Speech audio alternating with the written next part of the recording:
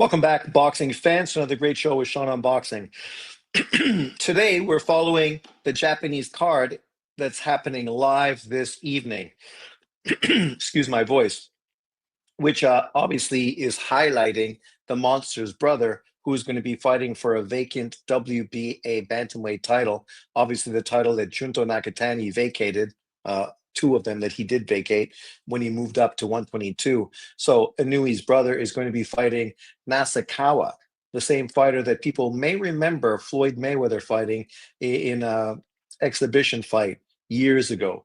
After that fight, Nasakawa ended up becoming a boxer, leaving kickboxing, where he was an unbeaten 53-0 kickboxer, to get into boxing. And now he's fighting for his first world title. So, excuse me, obviously there's a lot of significance on tonight's fight.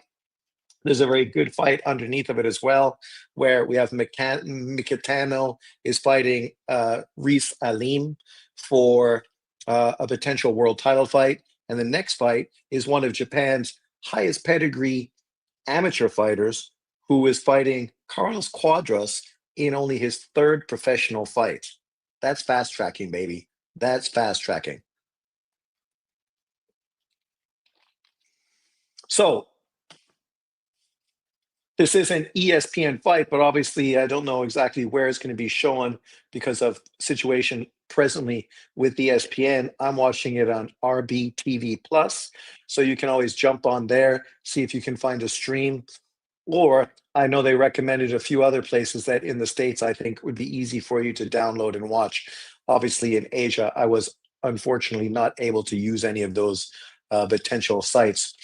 Jaime's in the house. What's up, my man? 3:12 in the morning here, and I haven't gone to sleep. West Coast, still awake, just in time for a big fight card. Actually, it's going to be a fun fight card tonight. Obviously, here you see Two Boy, the amateur Japanese fighter, who is now really sort of making a push in his professional debut. Obviously, Boy was a 2021 AIBA World Boxing Champion, which is a big deal in amateur boxing. He also picked up a bronze medal in the 2022 Asian Games. According to his Asian Games profile, he started boxing in grade 6 of primary school. Initially, he did karate and then obviously transitioned over to boxing, where he had an amateur resume of 106 wins with 25 losses. So today's fight, obviously, he's fighting Carlos Quadras. I mean, even John Boxing couldn't say that he's fighting somebody that he's unfamiliar with. Even John Boxing know who Carlos Quadras is.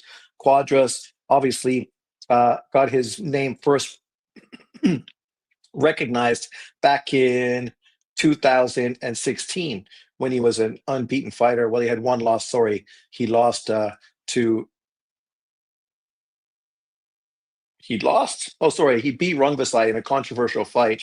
Had a draw with Salal Delgado, and then obviously fought Roman Gonzalez in 2016, and that's really where his name became really prominent in boxing, thanks to his fight with Roman Gonzalez, which turned out to be a fantastic fight. After that, obviously, he lost to Juan Francisco Estrada, lost to McWilliams Arroyo, had a few successful victories, ended up losing to Estrada again, this time a little more, devastating loss, stoppage.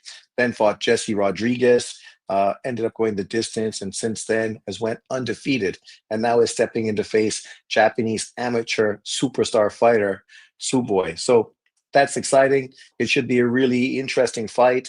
Obviously, for a young guy, this is a real opponent.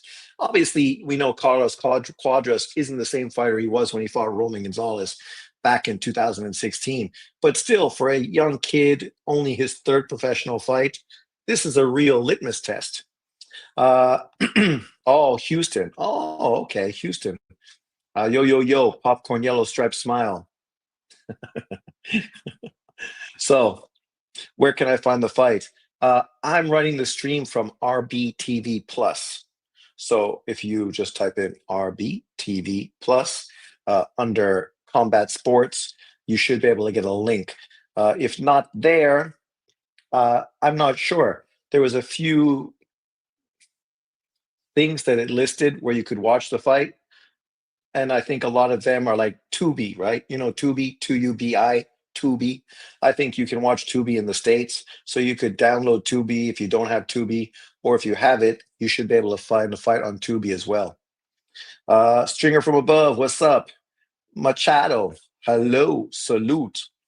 Um, I'm excited to see this fight because obviously I'm very familiar with this kid as an amateur, but I haven't seen his two first professional fights, even though you could see he was in with very experienced competition.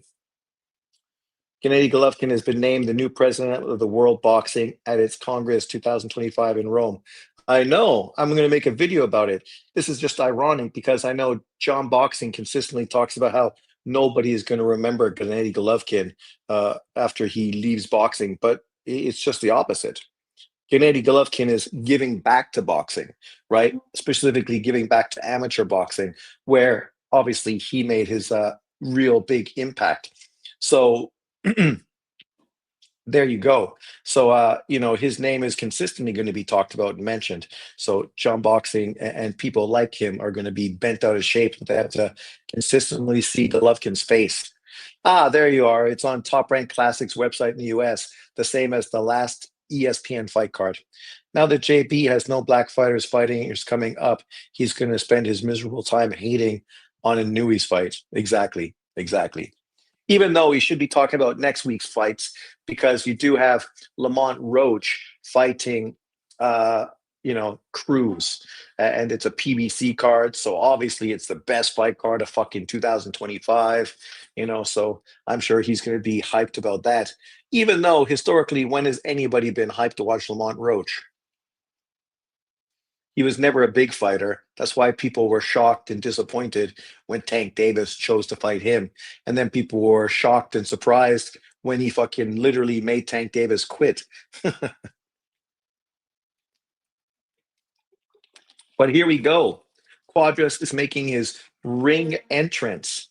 Right now, boxers interested in only money, not belts. That's true. A lot of dudes are moving in that direction, right? Or they move in for belts that don't really have as much significance. Kind of like Benavidez doing a big pay-per-view in Cinco de Mayo. That's what it's about. It's all about money and pay-per-view in Vegas, right? It's not about winning a cruiserweight unified title because if he wins, I guarantee you he's not going to be fighting Jay Opataya. Guarantee it. He might fight Bivol if Turkey Al Sheikh offers him like fucking $10 to $20 million for the fight. But otherwise, yeah, don't be surprised if he doesn't move up to heavyweight to try to get a big payday there. Carlos Cuadras. Cuadras, for a Mexican fighter, he had a lot of personality, right? Which really sort of made him a fan favorite. No way they're supporting Bam and Benavides.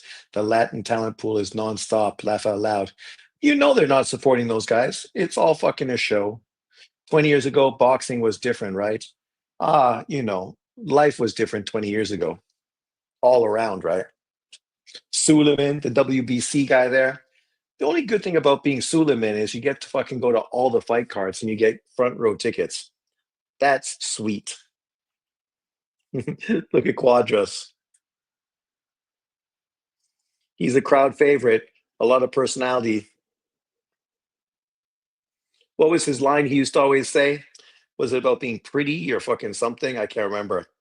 We're getting a potential fight of the year contender next week. Martin versus Bartholomew. Oh my god, that fight could potentially be worse than fucking Devin Haney last night. Why do you love so much Inoue? Inui's a can't miss exciting fighter, right? He puts out great fucking performances day in, day out. Knocks dudes out, shows you tons of skill, shows you a killer instinct. He's what boxing's about. Just like David Benavides yesterday versus, excuse me, versus Anthony Yard, and just like Bam Rodriguez versus Puma, and even Abdullah Mason, right? Abdullah Mason showed a fucking shitload of heart and fire in him, going toe to toe with Sam Noakes. So you gotta love it. There's Tsuboi, the 29-year-old Japanese fighter. I guess if he wins this fight, is probably going to elevate him into a world title fight at 115 pounds. The question is, against who? Would potentially, I'm not sure what sanctioning body. If Suleiman's there, you would think this is WBC. And if this is WBC, uh, does that mean he becomes a mandatory for Bam Rodriguez? Might be a little too early for the kid to jump in with Bam Rodriguez in his fourth professional fight. I remember when you used to be able to look at the boxing rankings and knew who was going to fight who. It's the highest bidder. Well, it was never as cut as dry as that, but generally you had a good indication. But there's always been politics in boxing, right? A lot of times top contenders were looked over. Look how long it took Marvin Hagler to get a world title fight, right? You know, it took him years and years. I think who was the one pushing for him to get a title? Was it a president or somebody? But somebody like real significant made a push to get Hagler a world title because people were so frustrated at Hagler doing such great work, but never being able to get a legitimate opportunity. Oh my God, look, three Japanese judges in this fight card tonight. That's a surprise. And look, Blue Jays. Japan highlighting the Toronto Blue Jays. Holy fuck, man. I figured it'd be LA Dodgers all the way, but hey, look at that. The Blue Jays. Yes, Toronto. Toronto. Look at all the advertisements this guy has. This guy makes money because he's literally got 20 fucking advertisers that support and fund him. Like, look at that. His shirt is crazy. Sean, how much do you think 78 weighs? Well, he's looking thinner than he used to because his head is now looking like a pea head. I would think he's a short fucking dude. So maybe 100, 110 kg.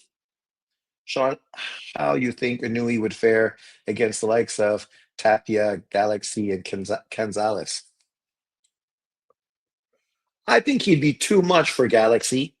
Galaxy is more like just a straightforward, hard puncher, slow feet, not fast hands, but real power. Canzanalis with his footwork would be a real fun fight. Canzanalis was a good fighter, really underrated. It's unfortunate his peak wasn't very long. And Tapia is a great fighter as well, but didn't have a lot of power, but was very skilled.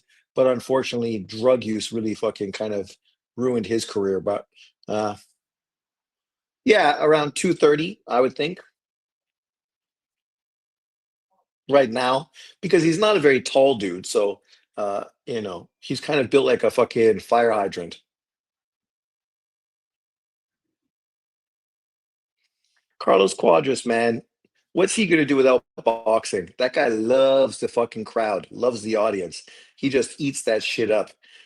I would be surprised if he's not doing some acting in Mexico.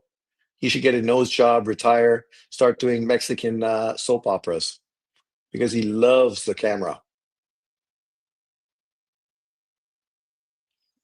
It's crazy that they're like supporting the Blue Jays, considering Japan just fucking destroyed the Blue Jays' hopes for a third World Series. Oh, that was a quick change, right? They're fighting already. So round one, they didn't fuck around. They showed their measurements and then just boom, boom, boom, right in the ring.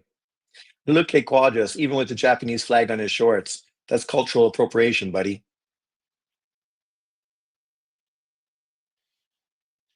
So this guy's got a ton of amateur pedigree. It'll be interesting to see how he does against a veteran fighter like Quadras.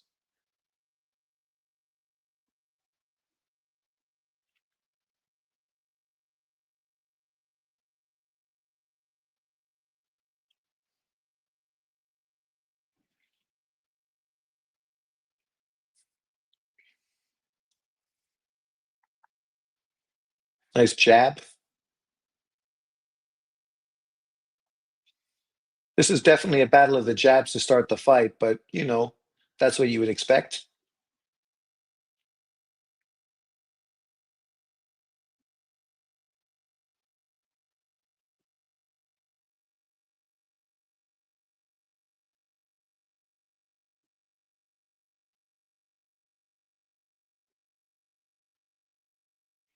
Nice counter left from Two Boy. He's got a good jab, good foot movement, circling but not running, just changing the angle.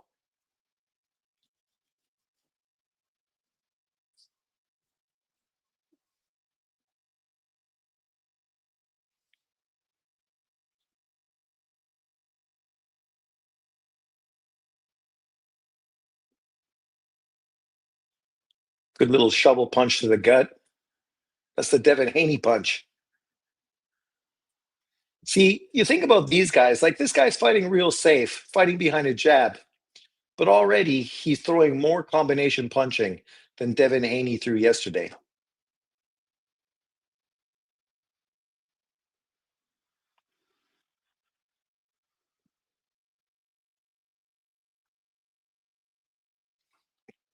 I saw a bunch of people on social media act as if somehow Devin Haney's fight was fun and exciting. Let me know in the comment section if you felt like it was fun and exciting.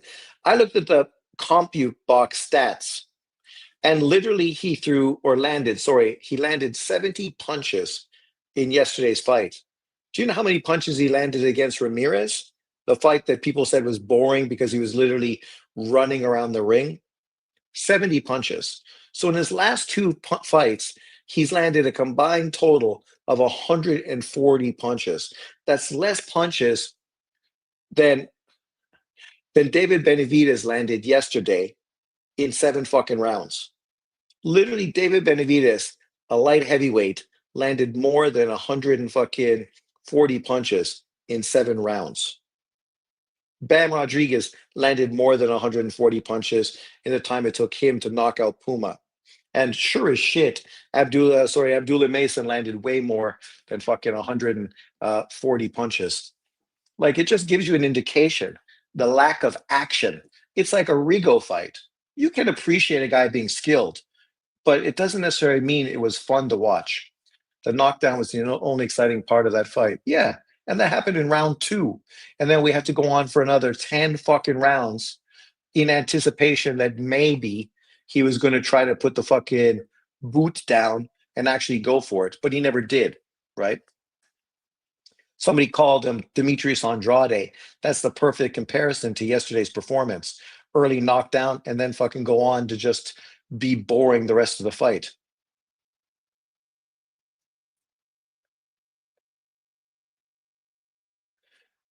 Quadras is a game fighter. That's one thing you can say for him. I stopped watching after the fourth round. You sound like fucking Connor Ben, who fell asleep on Eddie Hearn's shoulder.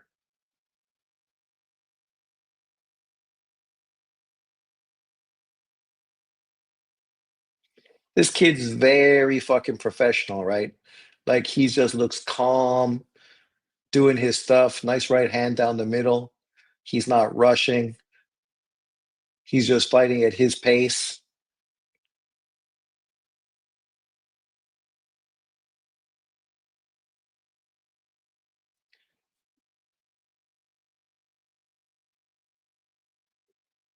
Look at that.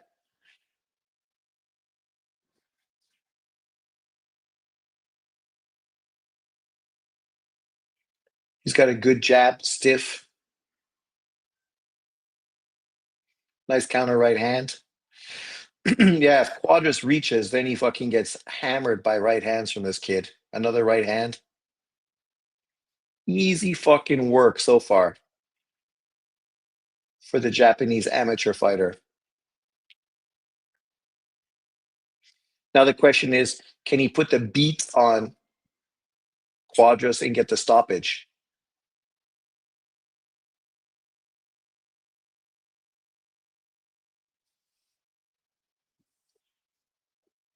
And Quadras' game, he's throwing a lot of jabs, throwing hooks to the body. He's doing what he always did, but obviously he's a little past his prime right now, a little older.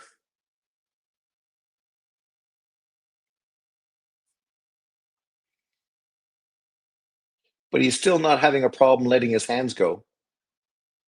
Look at Quadras. Quadras is even wearing Tekken fucking promotion shorts.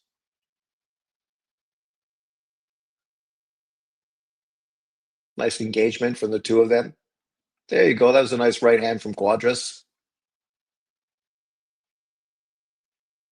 Nice jab from Tsuboi.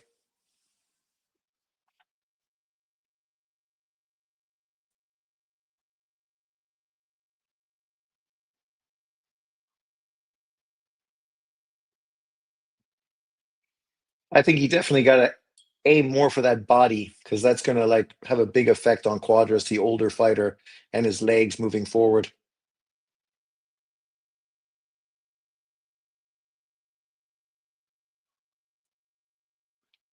That was a good round, smooth, professional. Boom. Nice right hand. Oh, that's a beaut. Already Quadras's face is getting marked up, but Quadras always marked up pretty easily. He's one of those white Mexicans, so everything shows up real quick.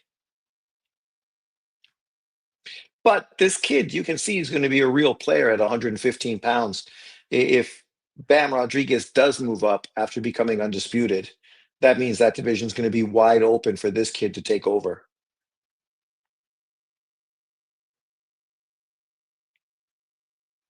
Wide open.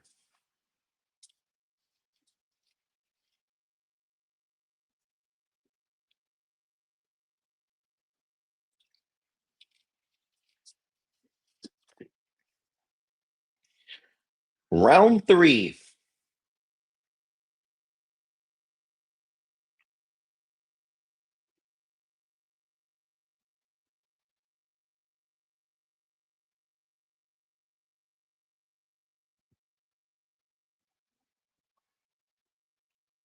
Oh, I don't know what's going on with my football team.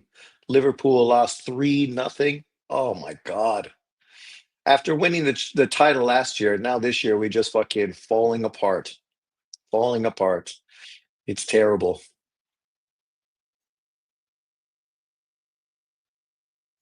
He's got a nice jab. Moves his head to the side, lets that jab go.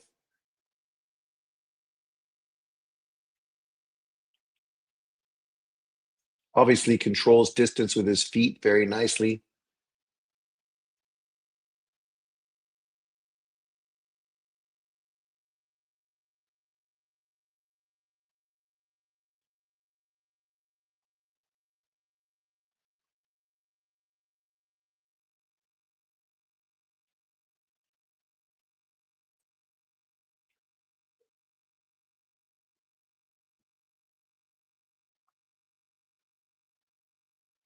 Rogers is pushing. Oh, come on.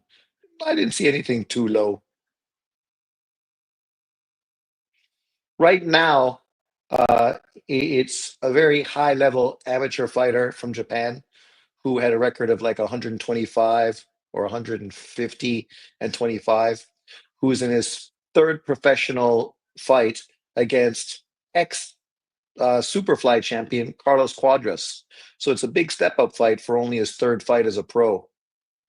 Obviously, Quadras is a little older and past his prime, but still, experienced fighter, ex world champion, a guy who's won his last five fights in a row. And Two Boy is only 2-0. This is his third professional fight. Currently, he's 2-0 with one knockout. Nice right hand from him. I definitely think the Japanese guy could work on his left hand a bit more. His jab and his right hand very good, but he doesn't really go to the body with his left. I haven't seen him really use any uppercuts on the inside, and I think Quadras is a sucker for a fucking uppercut.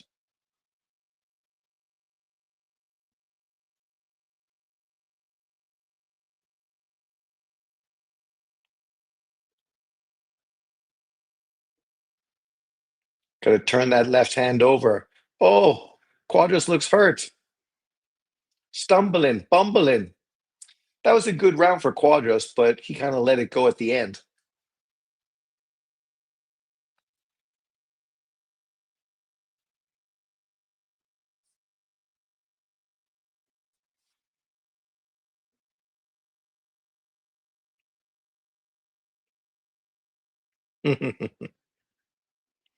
Everybody's there.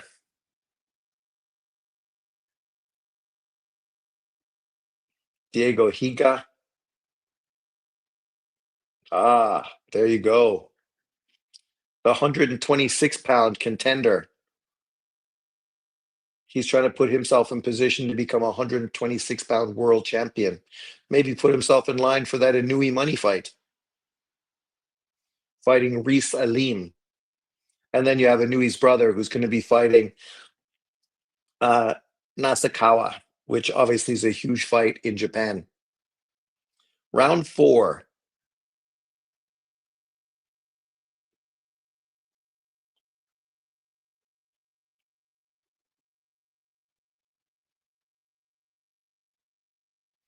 Nice jab to the gut. As you would expect from a guy with a very good amateur pedigree, literally world champion amateur fighter who won a gold medal. Drunk Irishman, what's up? You would expect him technically to be very good. And that's what you're getting so far. But now he's like standing there and really walking Quadras down.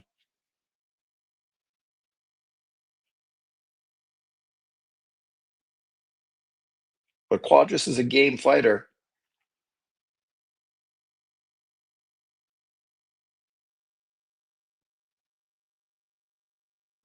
Kid's got good foot movement, that's for sure.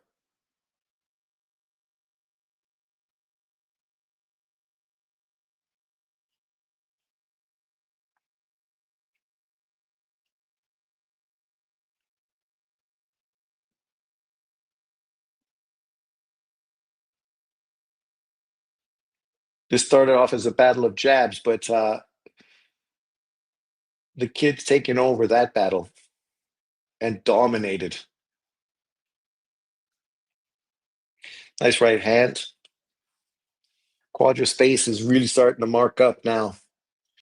I don't know if he'll be able to go the distance. Why are they calling Haney the boy now? The boy. Oh, they're calling him the character from Friday. You know, the big giant dude from Friday with the crazy eyes? I think that's what they're calling him. But that dude threw 70 fucking punches, literally landed 70 punches in his fight worth what's his face last night, and also landed 70 punches in his fight worth versus Ramirez. In his two fights, he landed 140 fucking punches. That shit's disgusting. It's nothing to get excited about because that's not what boxing is about. Like literally, Bam Rodriguez in 7 rounds yesterday threw more fucking landed more punches than Devin Haney landed in 2 fights. Literally, I ain't joking when I say that. That's 100% factual. Haney threw 224 punches and landed 70 in his fight versus fucking Ramirez. In his fight last night versus Norman, he fucking uh, landed 70 punches and threw 271. Like 140 punches in 2 fights. Jesse Bam Rodriguez landed 276 punches last night in 7 rounds. 276. Fernando Puma Martinez, the guy that got outclassed and beaten and stopped, landed 131 punches.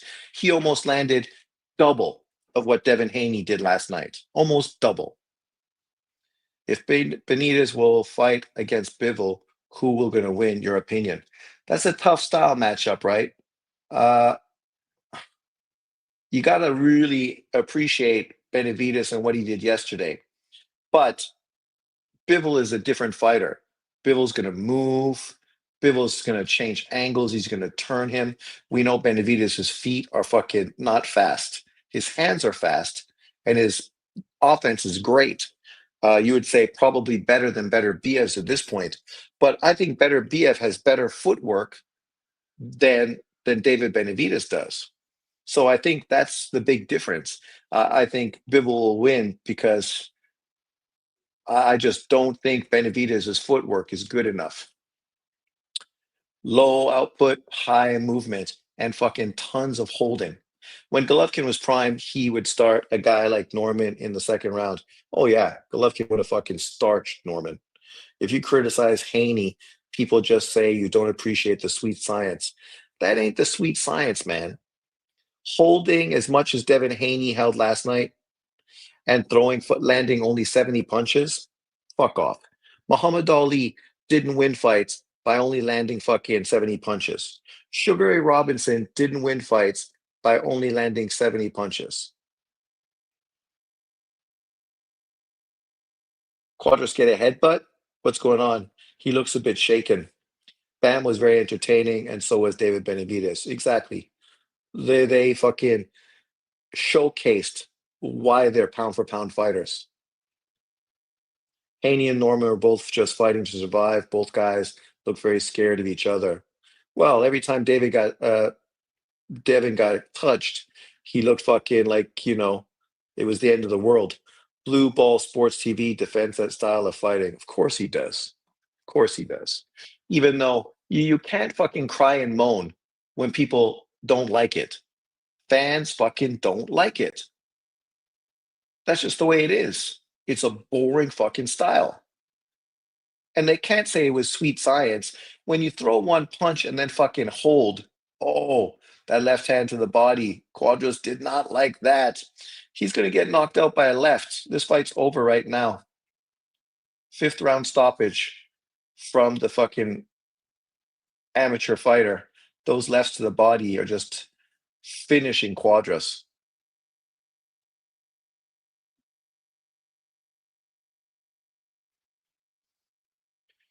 What's the success of boxers from post Soviet countries? Why do you think they dominate boxing? Well, I think they have strong amateur pedigree, right? Like this Japanese kid fighting right now. So fundamentally, they have great fundamentals. They have tons of experience. They traveled the world, so they fought in all kinds of crowds under all kinds of hostile sort of environments. They fought all kinds of different styles of fighters. So then once you turn pro, you've already seen so much.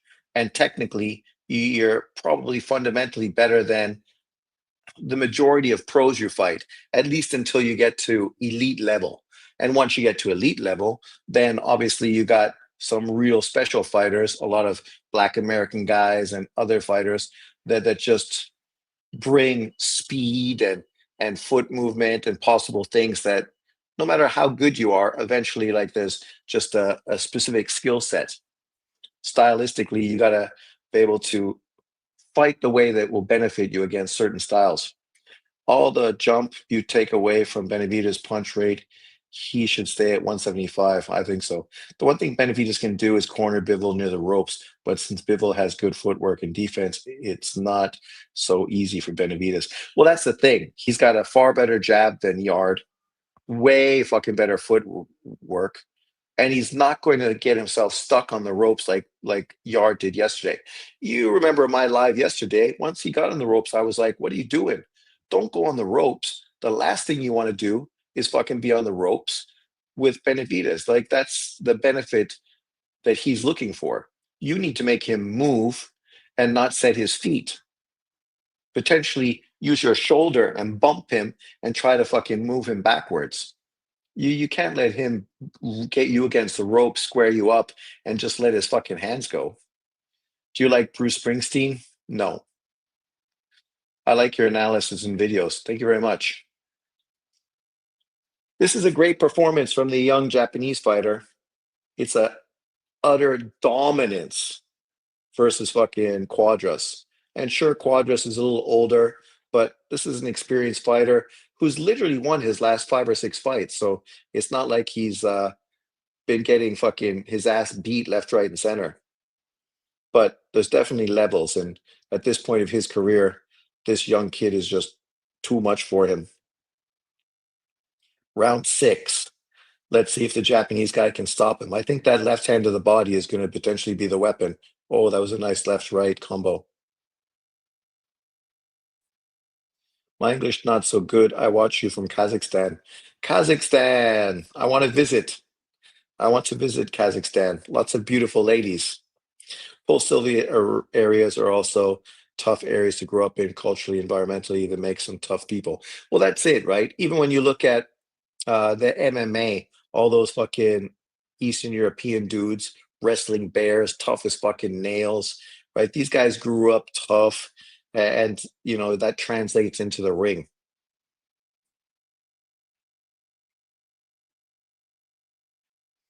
I heard Bruce Springsteen is going on tour and he's charging $5,000 a ticket. Amazing. I never did like Bruce Springsteen. This is the guy that shits all over Trump, yet he's charging his fans fucking 5 grand to fucking go see him. Fucking jackass. A slip. My speed. Fuck no. Linus Martirosian is dead? Shut up. How did Vanis Martirosian die? Like literally, Rodney Rogers, basketball player, one of my high school teammates played with him at Wake Forest, and then he was an NBA player. He just passed away yesterday, and Vanis Martirosian is dead. Really? Skin cancer. Who dies of skin cancer? From skin cancer? Jesus Christ. I didn't think anyone died of skin cancer. It's super treatable. Yes, I want to say something. This country looks more better than Borat movie.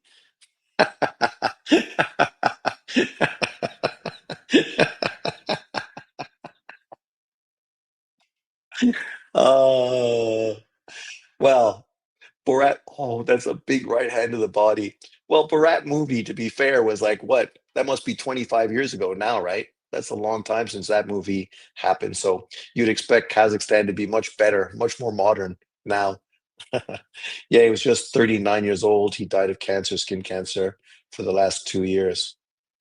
Very nice. Skin cancer, 39, eh? Oh, bless me.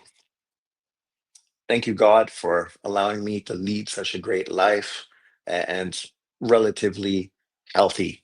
To be turning 58 next month, this poor guy is dead at 39 and, made a lot of money, living in California. It's a shame, too sad. Just like Rodney Rogers. He was older, like 50 something years old, but still. I thought only fair-skinned Europeans got skin cancer. Well, that's it, right? He's fucking Armenian. Like Armenian guys got a lot of melatonin, so that's weird. I thought it was just Australians.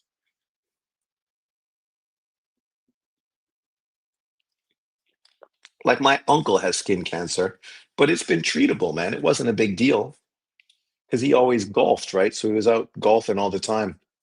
I know some people they believe Borat movie and scared to visit. Well, people are stupid. Sean, is it legal to have a pet tiger in Taiwan? Um, A few years ago, I think you probably easily could have, but probably not so much today. Look at that fucking 12 punch combination that this kid just fucking let go on Quadras. What are you doing, Lily? Give me a break. You didn't see Devin Haney throw any 12 punch combination fucking yesterday. Sean Benavides needs to chill the fuck out talking about Zerto. I need to see him versus Bivol. Extremely interesting fight. Well, but you know why they're doing the Zerto fight. There's no Canelo Alvarez to fight during Cinco de Mayo. So you put Zerto versus David Benavidez in Las Vegas on the Mexican holiday. You put on pay-per-view. They know they're going to get fucking a lot of money. It's going to do good numbers, So yeah, that's why it's going to be Golden Boy PBC co-promoted fight, probably shown on fucking uh, Prime, right? So yeah. A lot of sportsmen died from cancer. Unfortunately, it's not new. Well, I guess, right? A lot of dudes spend their time like outside in the sun consistently. But skin cancer, I didn't even know that many people died of skin cancer. Let's ask my friend. He knows everything. What's the potential death rate for people with skin cancer.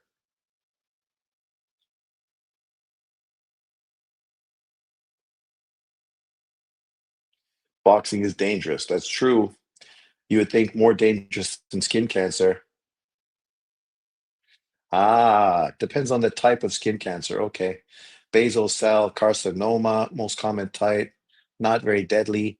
Squamous cell carcinoma, more serious, but BCC is still generally treatable.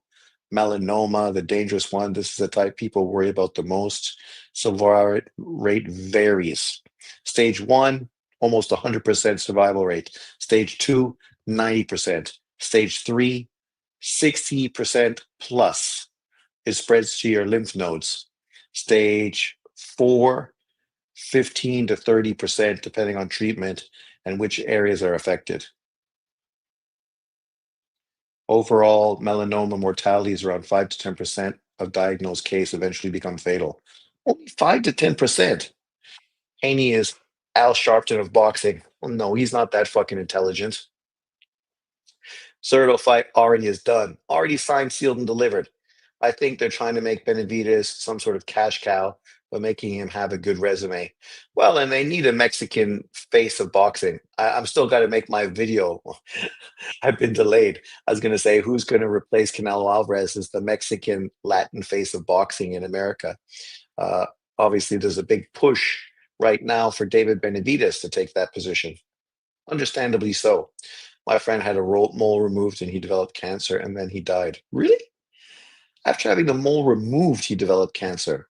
Crazy. My friend's got fucking a million fucking moles, man. It's crazy. He's had a shitload removed as well.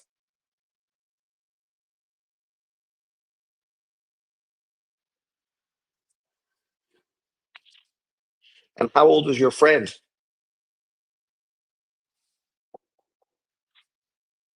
It's a shame. I hate to see people die and have terrible things happen to them, especially if those people are dogs. 20 fucking seven. Jesus Christ. Dying at 27 just seems unfair. As we say in Taiwan, bu ping, bu ping, unfair.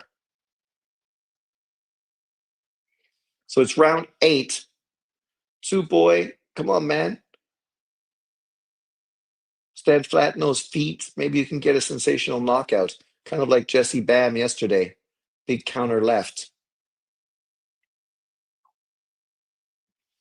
So at this point, the kid's obviously a great boxer, but I don't know if he's the hardest puncher because he's hit Quadras with fucking everything. Have I ever visited Thailand? Holy fuck. The first place I ever traveled outside of North America was Thailand. And that was in 19, I don't know, 95. He missed his son by just a couple of months. Oh, that's tragic. Terrible. Rest in peace to the homie Vanis. Yeah, Vanis Martirosyan, rest in peace, my man. Sad to hear. Still so young. I've been to Thailand probably 10 times, at least 10 times. I forget a lot of times because when I first moved to Taiwan, I had to travel a lot for my visa. So I went to Thailand a shitload of times then. Then I've went a few times with girls here and there. Yeah, so I've been to Thailand a lot. I just went to Thailand in the summer. Didn't I do a video from my hotel? I thought I did. Man, the ref should stop this fight right now. It's just too much. Yeah, stop the ref. Come on, Japanese fight ref. You should just stop the fight right now. Quadras doesn't deserve to take too much of a beating right now. Boom. He's already earned his payday. He's saying, come on, ref. The dude's done. And fucking Quadras' corner, they're leaving him out there way too long. My favorite spot in Thailand? Well, when I first went, I used to go to the islands in the, Koh Samui and And that area, yes, good. The ref stopped it. Good ref. Good stoppage. No point letting Quadras get hurt. He was fucking losing every round, being dominated. Great performance from Two Boy. And yeah, Quadras is fucking, you know, uh, you have powerful passport. You can visit Kazakhstan without visa. Canadian passport. I don't need a visa. Sean, are you doing any basketball streams this season? Uh, Live streams. Uh, I could. I haven't really thought about it because I don't have that many subscribers to my channel. So I figure if I did a live, maybe I'd be lucky if I got one person to jump on and actually watch one of my videos.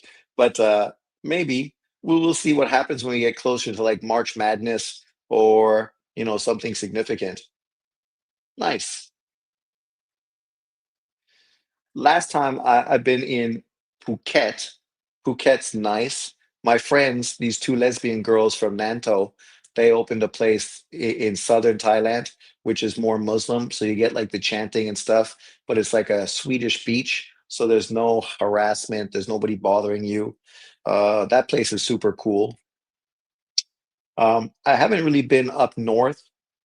I've been to the river over the bridge over the River Kwai. That's as far as I went up north. Koh Chang and some of those islands, a lot of the scummy areas, of course, when you're young, looking for parties and whatnot. But it depends on what you're looking for. If you want the crazy, dirty parties and stuff, there's lots of those areas. Then there's more chilled places like Raleigh Bay, where it's more chilled. You can go up north, which is different, much nicer. Thailand, dangerous place, especially lady boys. Well, just don't get too drunk and you should be fucking okay.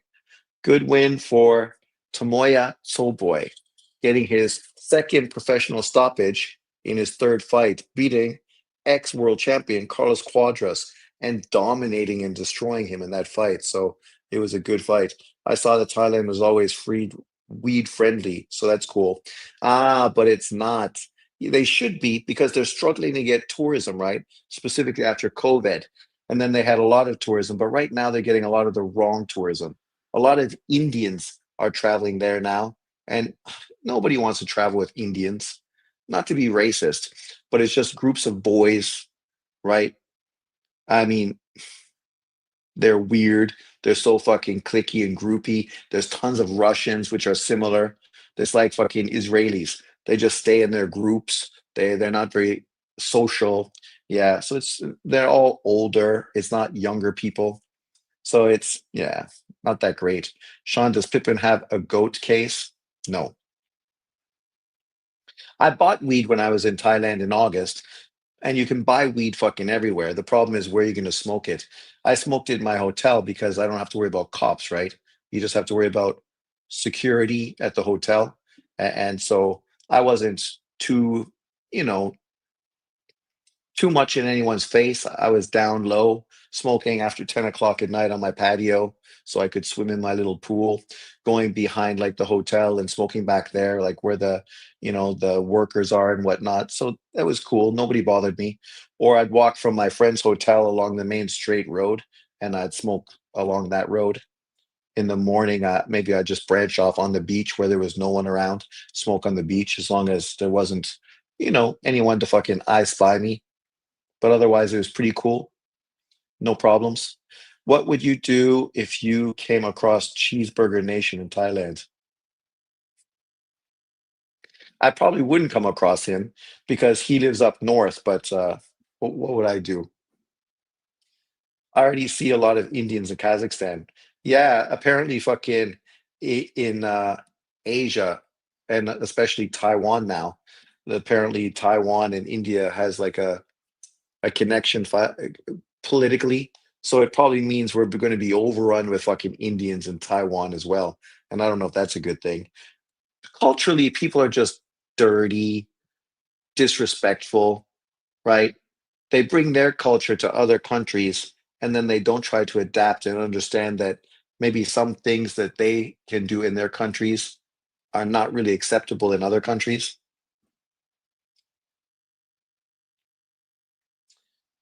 Yeah, Indians are starting to be everywhere, I guess. Yep, they are. Yeah, they have a billion people in the world, and obviously now they're getting more money, so people have more opportunity to travel. Kind of like we went through China in the last 20 years, where Chinese people just fucking went everywhere. That's why usually when I travel, I don't really go to tourist locations because I don't need fucking all that kind of shit.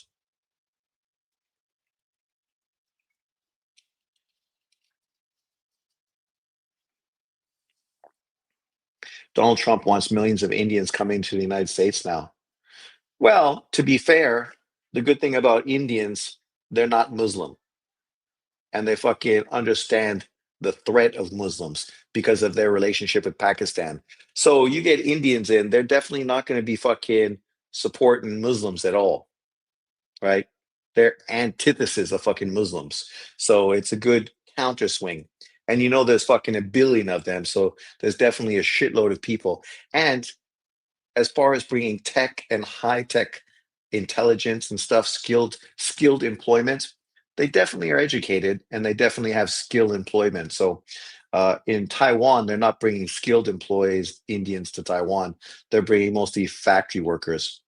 It's not that I don't like Muslims. It's just, unfortunately, right now in the world, there's a push to overwhelm Christian countries with Muslims who move to Christian countries but don't like Christian morality. They don't like Christians. They don't like Christmas. They want to change things and make it like their country. But if you love your country, why do you want to move to a Christian country?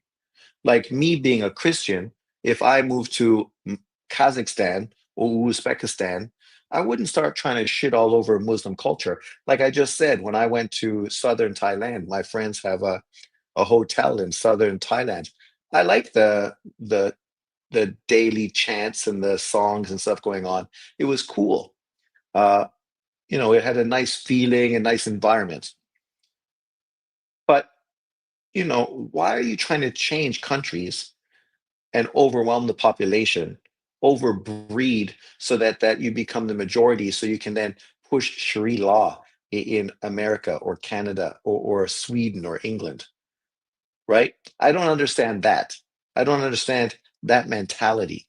People let you come to their country to become part of the culture, to bring your culture and make our culture more diverse, not to fucking take our culture away.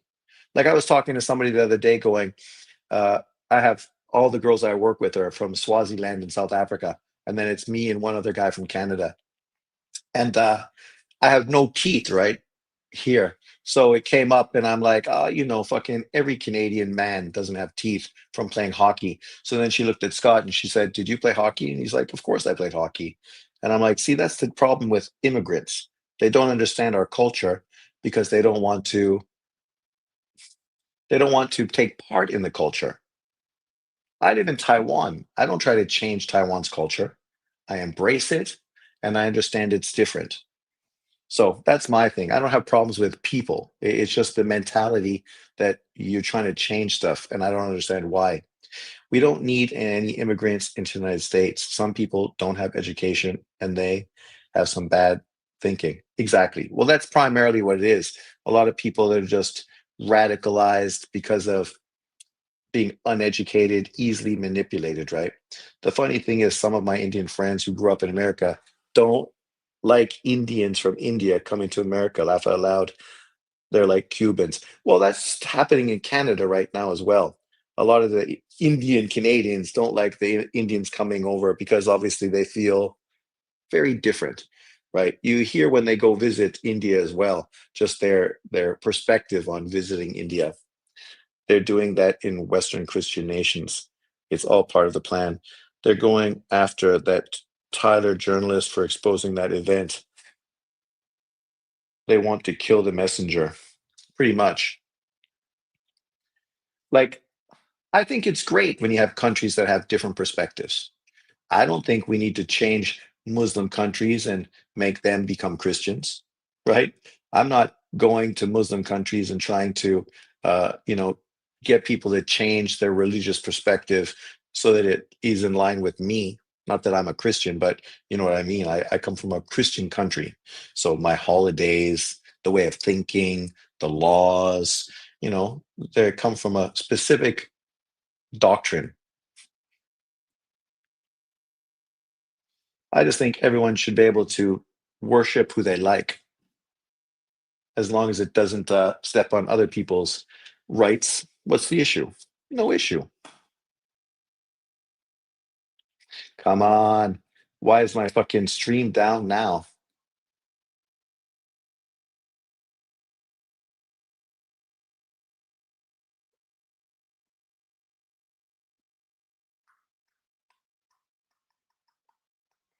I am human.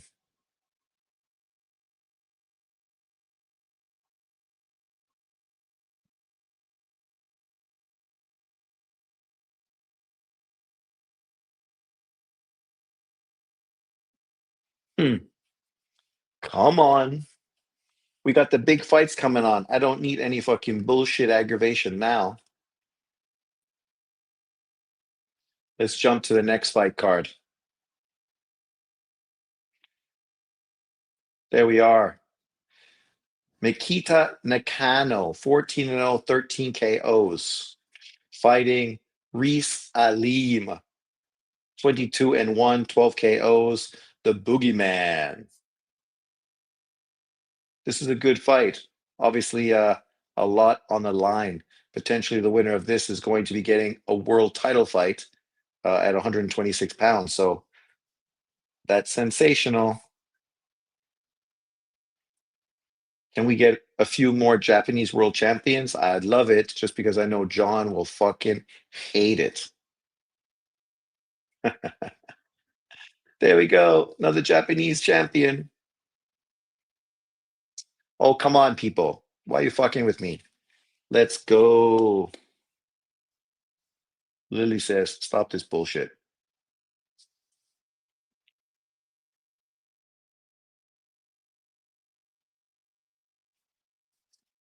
Brian Norman Jr. got his ass whooped on his birthday. That is terrible, right? Happy birthday. You just got fucking exposed. And that's what happened to Brian Norman. He got exposed. The things I said were just proven correct. How can we rate Brian Norman, this great fighter, when we've never seen him in with quality competition? The guy hasn't been in with any really good competition. His two world title defenses were against fucking literally nobodies. So are you surprised and shocked that he got fucking schooled by Devin Haney? No. I said that's what was going to happen. But to act like Devin Haney is somehow a superstar because he beat Brian Norman. Who the fuck did Brian Norman beat? There's like literally one name on his resume that hardcore fans know. Casual fans don't know anybody on his resume. Let's just keep it 100. Like John talks about fucking what's his face, the one guy that he beat. But like John would ever praise that guy. Now you jump in there. Come on, man. Stop like freaking people out. There we go. Come on. You jump in, you jump out. Give me my feed. People called me a casual for saying Norman was not as good as YouTubers claimed. Well, who's casual now? Like when I was listening to a lot of these pundits who were thinking that literally Brian Norman was going to fucking knock out Devin Haney, I'm like, okay. I mean, he's got a puncher's chance, but we only say that, excuse me, we only say people have puncher's chances when realistically we realize that they really don't really have any chance of winning the fight. But anybody potentially could land a big shot, right? With Brian Norman, these dudes are literally picking this guy to fucking knock out Devin Haney. Yet nobody's knocked out Devin Haney, right? I mean, we could criticize Ryan Garcia, but Ryan Garcia's best win versus fucking Luke Campbell is better than any fucking win that Brian Norman has on his fucking career. And he's got a few quality wins and names. Brian Norman, unfortunately, doesn't. I mean, he fought Tank Davis. He got stopped by Tank Davis, but Tank Davis is an elite level fighter. Brian Norman has never fought an elite level fighter, of course, until he fought Devin Haney. And yes, I don't mind saying Devin Haney is elite, but is he fucking pound for pound top two, top three in boxing today? Please give me a break. And now everyone's talking about, he's a Hall of Famer. It's like, calm down. The guy could get flatlined in his next fight, never win another fight ever, fucking consistently get his ass knocked out by everyone he fights. And you're going to say he's a Hall of Famer based on beating Brian Norman, based on fucking a fight with Lomachenko that most people feel he lost, Regis Prograis, Ramirez, all old fighters that have name recognition. Like pretty much that's Devin Haney's majority of his resume. Older fighters, past their best, but they have name recognition. Remember John Boxing saying that Norman would beat Ennis? Yeah, but John said everyone would beat Ennis. Like for a guy that supports Black American fighters to be so anti fucking John Boots Ennis, it's crazy. And now he's going, people better not start supporting fucking David Benavidez after hating on Benavidez to support Canelo. Well, I guess that goes for you too, John. You better not start supporting fucking Boots Ennis after you're talking about Speedy Rashidi Ellis being better than him. Yeah, remember John Boxing saying Norman would beat Ennis. Norman was just a belt holder, according to his own narrative. Exactly. Norman is a good example of how fast people buy into propaganda. Well, that's completely fucking true. You get a few highlight real knockouts against nobodies, like literally fought opponents nobody had ever heard of. Unless you're hardcore, you knew who Jin Sasaki was. You knew he got knocked out by Hiroka, Andy Hiroka. Uh, and based on those two victories and those two knockouts, right, people forget the fact that he was put online and was really going to fucking have his contract cut by Top Rank. And I would not be surprised if Top Rank cuts his contract now after his performance against Devin Haney, because where's the upside? You have Brian Norman as part of Top Rank. He's going to think that he deserves to get paid $1 million, $2 million for every fight. But really, does he? I see why Norman didn't take the Boots fight. Everybody does. Boots would have KO'd Norman. He would have fucking destroyed him in 3 rounds. Not anymore. John Boxing thinks Boots beats Crawford now. I know. I know. Because why? Because he knows Crawford's going to retire and he's trying to get the next great FBA fighter that he can put into the pound for pound number one position. And in truth, he wants Devin Haney to fight Boots Ennis. I mean, because he thinks Devin Haney is going to beat Boots Ennis. And then that will just prove to everybody that Devin Haney is, the pound for pound number one fighter in boxing today.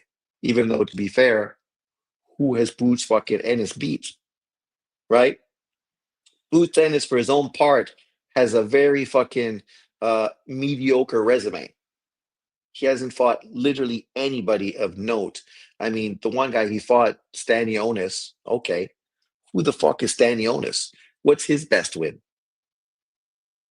Most fans don't even know who his best win is. I know. It's the Russian guy that I thought was going to knock him out, but he ended up beating him, which fucking surprised the hell out of me. Fans trying to force Boots versus Bud when either showing no interest in fighting each other. Well, Boots already ducked Bud, and after fighting Canelo Alvarez, why would Bud Crawford even fucking look at Boots Ennis? Like him going to middleweight, he can become a six-weight world champion. That shit is legendary. How many fighters in boxing are six-weight world champions? Like less than five. Less than five. If he does it, he's going to be part of that group. Pacquiao, then I don't even know who else. Maybe there's one or two more fighters that are six-weight world champions. Who? Pacquiao and who? But Bud Crawford can join that group. I mean, it's hard to hate on a guy who's done something that 99.9.99999999999% of boxers have never done, never even fucking contemplated doing. Stanionis was out of the ring almost 2 years before he fought Boots. That's true as well. Yeah, the big wait for, of course, the Virgil Ortiz fight that kept falling apart. Two-Tone the Superstar tried to press Bomac and got embarrassed. I remember that. Sean, is the ring belt considered a credible belt? For me, it's the only credible belt. I would prefer if the only belt was the Ring Magazine belt. If you want to be the champion, you have the Ring Magazine title. If you don't have the Ring Magazine title, you're fucking not a champion. That should be the only belt. Because the rest we know are all political, right? You can pay yourself into a world title fight. You can't pay yourself into a Ring Magazine fucking title. I already know years ago that Haney will move up to 147 only when all dangerous fighters move from the weight so he can be represented as the best welterweight. Exactly. Well, that's exactly what he did, right? What did he talk about initially when he talked about moving to 147? Fighting Mario fucking Barros. And as I said, when people said Norman was the best fighter at 147, I said, really? Is he better than Mario Barros? Really? Is he better?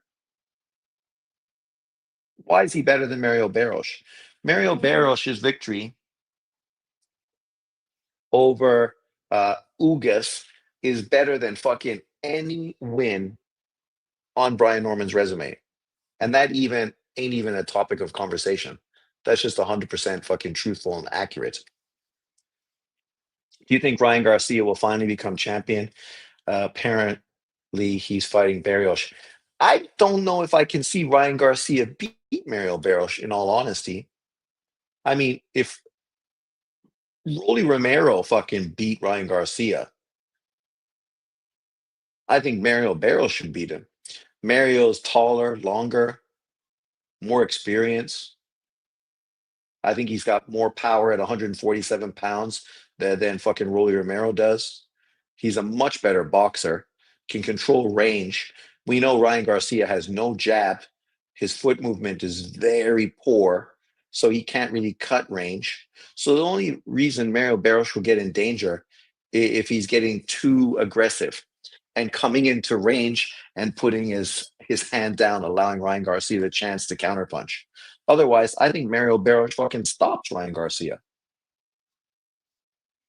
But you know, who's Ryan Garcia? He's a kid that has a great left hand, but basically has never really took boxing as serious as he should have. Reese Alim walking into the ring. Remember, at one time, people said Stephen Fulton was ducking this guy. Uh, Boxing fans just say extreme takes when they see a new undefeated boxer with power. That's true, and I'm even, you know, uh, a victim of that, right? Because we want to project and look for the next superstar. Haney still looks bigger, even at 147. Probably came into the ring at 140 now. Well, 170. Yeah, he was bigger than fucking Brian Norman, right? I expect Norman to lose, but I didn't expect him to look that trash. Yeah, well, that's the thing that was disappointing. He just looked like he had no fucking game plan at all. Like none. Like you're smothering your work on the inside. You're allowing Devin Haney to fucking hold you and initiate clinches consistently. Like you got to double up your jab and stop trying to throw power shots. Jab, jab, and then just throw, you know, quick 3, 4 punch combinations. And that's how you're going to like land something significant versus Devin Haney. You trying to load up your left hand when you're fucking off balance and out of range. Inevitably, that's never going to fucking work. So I don't know what they were fucking doing. That was a piss poor game plan that was easily exploited by Devin Haney.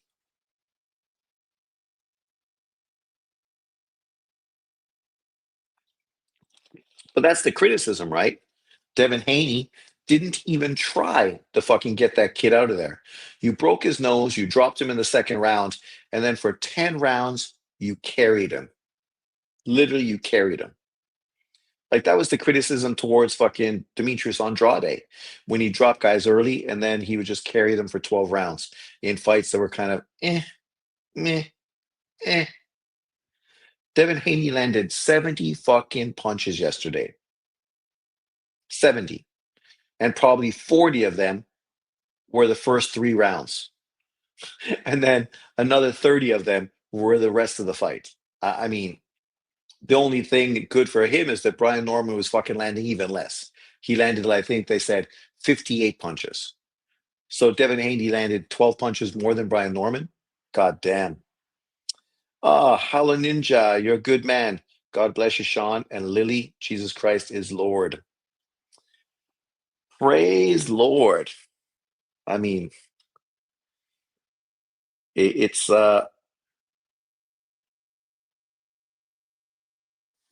sad right now because we just found out Vanis Martirosyan passed away. And yesterday, Rodney Rogers. Don't fuck up now, boxing. Come on. They're walking into the ring. Don't screw up my feed now, motherfucker. Oh, cancel. It's there. Okay, come on back. Come back. Come on. You look like you're good, and now you're frozen on me again. Man,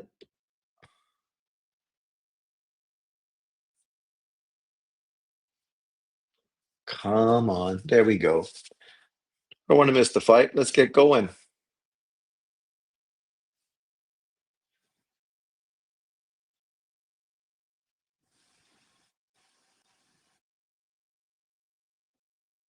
Exactly, hard recoil.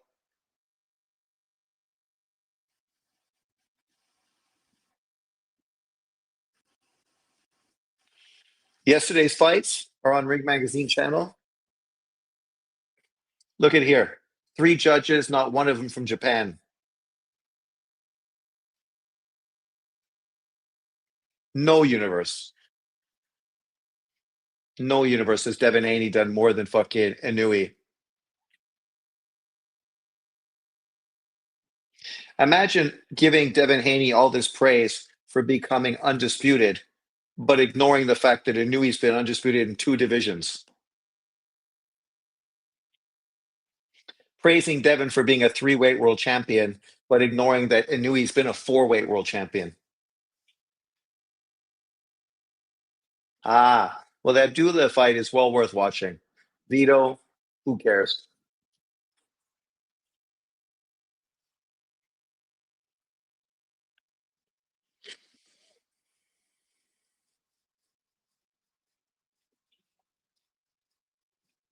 Oh my God, what are you doing?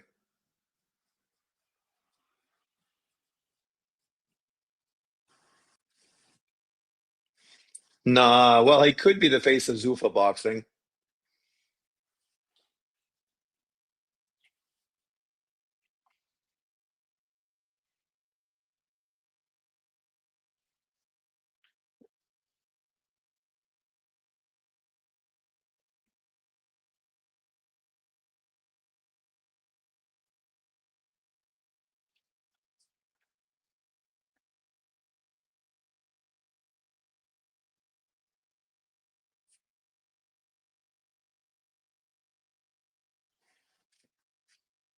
Or fight Connor Ben for big money and block fucking Devin Haney out.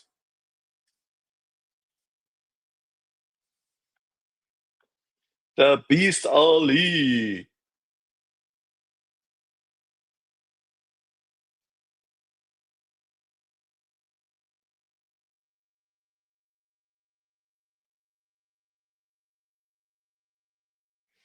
Yeah, I don't understand people hating on Crawford after that spectacular performance. Like, it's like Errol Spence fans, right? It's like, why are you hating on Crawford? Crawford is a dynamic, exciting fighter that put on a great performance beating Canelo Alvarez. Devin should fight the IBF champion next. That way, Ryan and Devin can fight again for undisputed. Round one. Let's see if Makano is going to be able to make a big statement against Reese Alim. Then people can't say these Japanese guys aren't fighting Black American fighters. because right now he's fighting a black American fighter in Reese Salim from Michigan. I still can't believe the Blue Jays fucking are advertised all over this ring. Do the Blue Jays even have a Japanese boxer? Rolly is champion at 147. Yep. Well, Rolly's got a mandatory, but then they're talking about potentially Connor Ben versus Rolly Romero. That'd be a fun fight, in all honesty. That's not a bad matchup.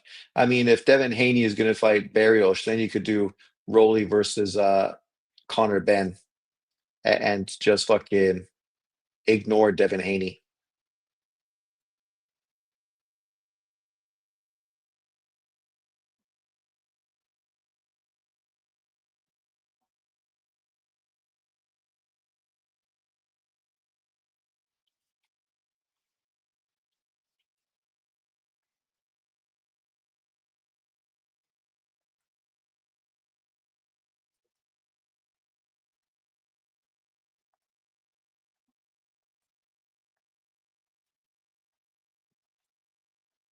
So far, this fight's pretty slow. Reese Salim moving around the ring quite a bit. Nakano trying to stalk him, cut off the ring, and get to him.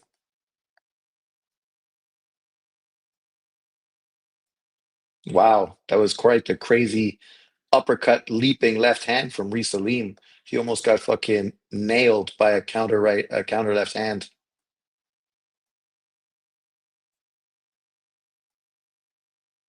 That's a Navarrete type of fucking uppercut.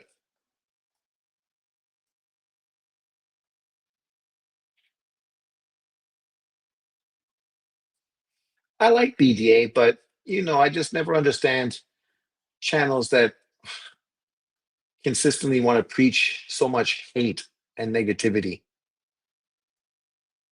specifically when it's all racially biased. It's like Bruce Vane and all his Mexican fucking hate. Like that dude, Ryota, Tatsumi. Like, and that hate for Crawford's just based on him being black, not based on him not doing what he should do, because Crawford's done exactly what he should have done. His resume would have been way better if he wasn't blatantly ducked by the PBC for fucking that fucking left right combination fucking woke Risa Lim up. Man, that's a Meccano round just based on that last combination. That punch definitely got his fucking attention. But yeah, I mean, Crawford literally was ducked by the PBC at 140, 147, and 154. You can't blame him because Al Heyman is afraid to put his fighters in with Crawford because he knows he'll just fucking beat them and expose them as being hype jobs. I mean, then he jumps up to 168 to take on Canelo. Like, you can say 50-50 hindsight, this and that, but Canelo Alvarez is a guy who's a small 168-pound fighter and was beating all the top guys in the division. His only loss came to uh, elite fighter in Dimitri Bivol from 175. And stylistically, it's hard not to like him. He's a fucking a boxer puncher, right? That's what everybody should like. He's fun to watch, always exciting, except for a couple fights in his career, but a couple, okay, big deal.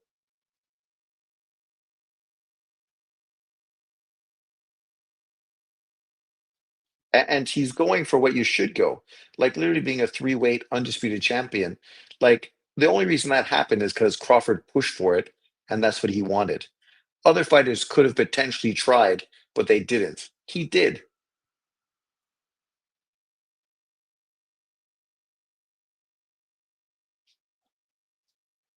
I don't know if Aris Salim is going to last 6 rounds in this fight.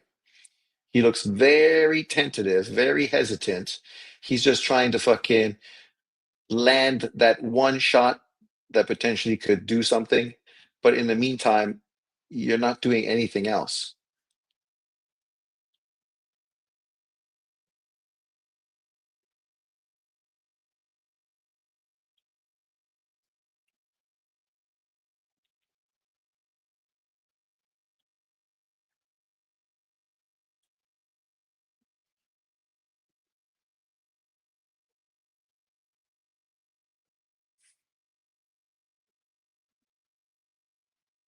Good shots from Risalim. Nice jab from Makano.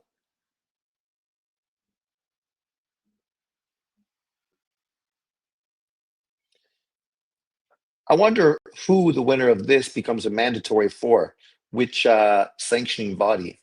I know Suleiman's in the crowd, so I assume maybe it's the WBC.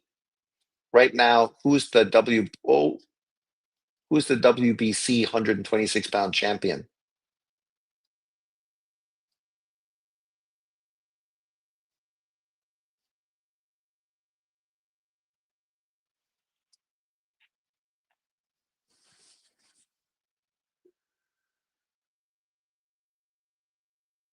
That's it, Makano. I think jab to that body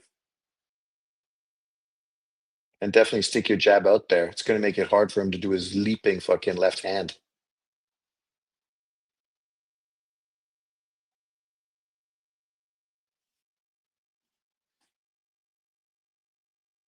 Nice counter shot from Risalim.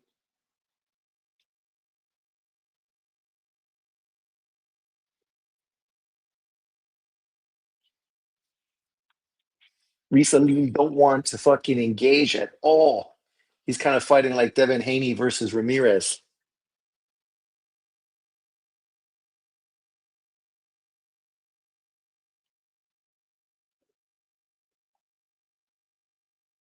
Chess boxing.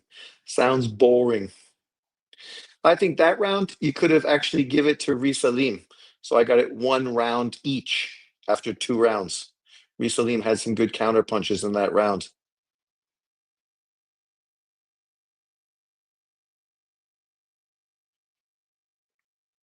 Yeah, well, that's it. No catch weights, no rehydration. He went up and fought Canelo. Didn't try to fucking use any of that kind of stuff. Aleem used to be exciting. Well, he was exciting for like about a week. Then he got beat by who? Was it David Picasso or Sam Goodman? Who beat him? Maybe Sam Goodman beat him. I can't remember who it was. Him or Picasso. One of those two guys.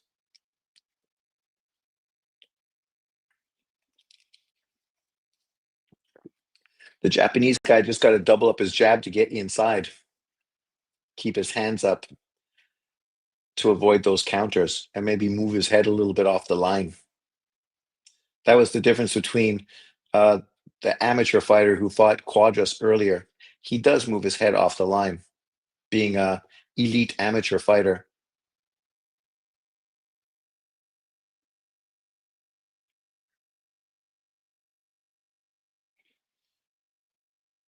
What's the information you're getting?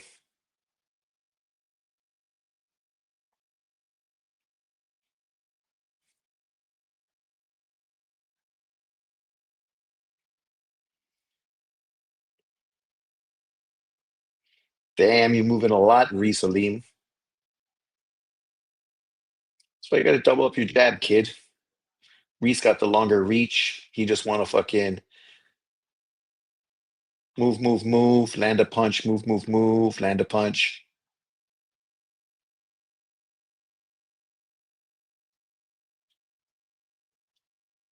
There you go. Hit those hips. Nice hook. Yeah, hit him in the hips again. Hope Dick Van Dyke makes it to 100 this upcoming month. Me too. I was just watching a little highlight the other day of Mary Tyler Moore. She was on a movie very young. Mary Tyler Moore, Dick Van Dyke. I can't believe the guy's almost 100.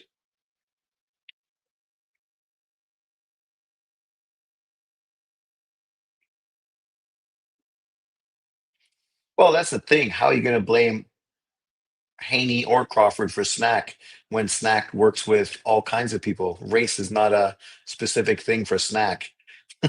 Whoever wants to pay can become a member of Snack. That's why when I talk about Snack, it's never racial. I just say people already know that drugs in boxing is huge. That's why I don't highlight it because people love to pick and choose when it's not their fighters, but highlight other fighters. So Pacquiao, who never failed a test, he's a drug cheat. Floyd Mayweather uses an illegal IV, but then he's not a cheat. There's a reason the IV was illegal because it was used to mask fucking drug use prior to fucking being tested.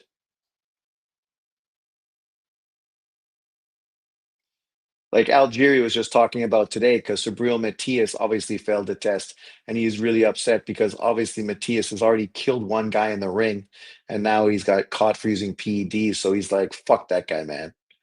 And he was saying he's talking to somebody that said the amount of boxers that use PEDs is huge.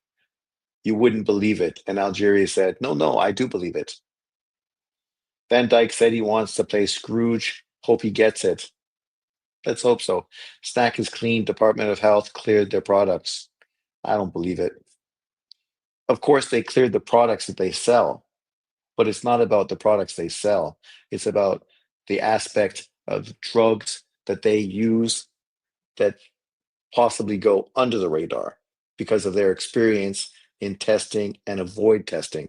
We know his history, right? When he came out with the cream and the clear, these were not anabolic steroids that you shot into your body. They were literally stuff you rubbed in and were absorbed into your muscles, right? State of the art, couldn't be tested. And that's why so many people got caught, or they didn't even get caught on it. It's just the paperwork came out and their names were all fucking listed on it, like Mosley and others.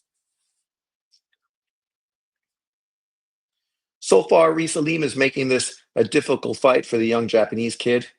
Round four, uh, I think it's probably 2-1 for Meccano, but I think probably the biggest round so far was number two for Reese Salim. He landed a lot of power shots in that round, a lot of clean shots.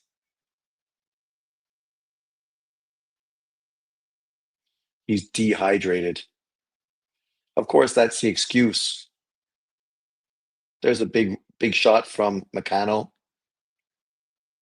Oh, nice counter hook from Alim.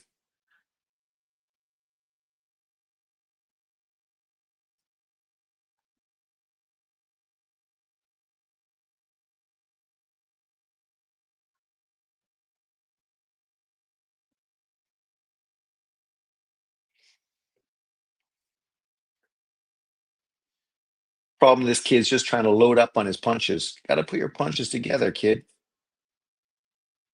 Don't try to load up. It's too hard to load up and land something.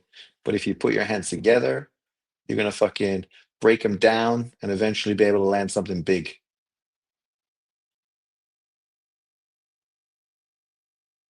Change your angle, jab to the body,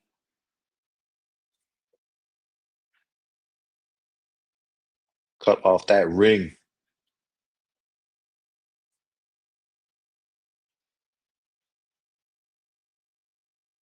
In picking Aleem, they definitely picked a difficult opponent, that's for sure, because he's running all over the ring like crazy. Just subscribe. Who's winning?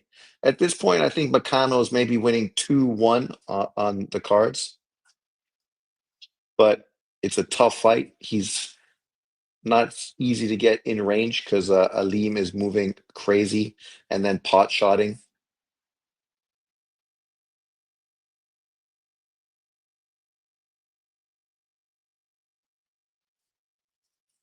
Thanks for subscribing. I appreciate it.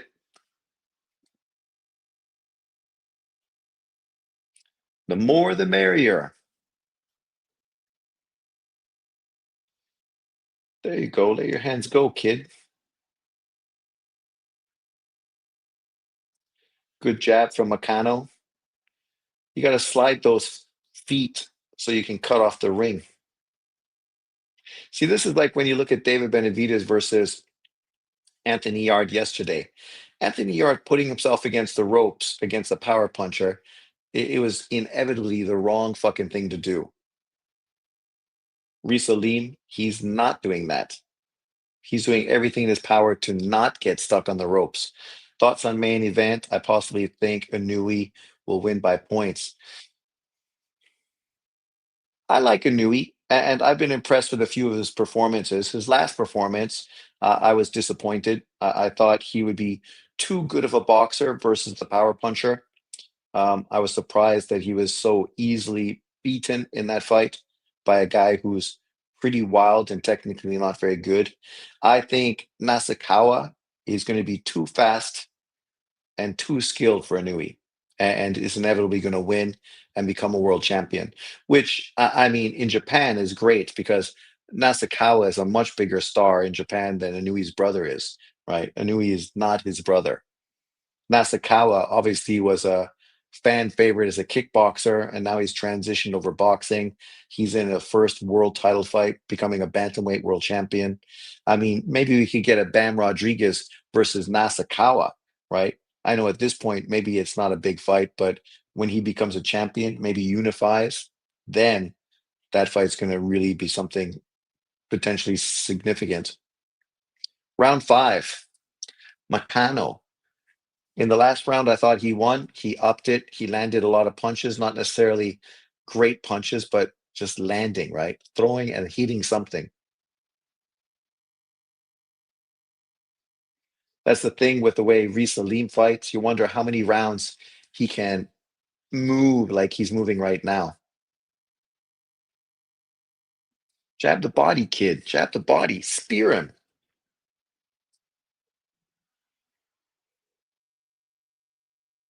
And don't reach. That's it. Stay fucking balanced.